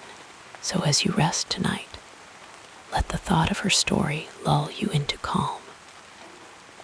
Imagine the music, still playing somewhere, always playing, for anyone who needs it. Picture the notebooks, the stages, the laughter, the tears, all of it alive in the songs that outlast the moments that inspired them. And remember, just as she once wrote her way through the dark, you too can find your own way. The world is full of stories waiting to be told, and somewhere, a new song is beginning. But for now, let the quiet surround you, let your breath slow, and let the music carry you into dreams. Sleep well, knowing that every ending is just a new verse waiting to be sung.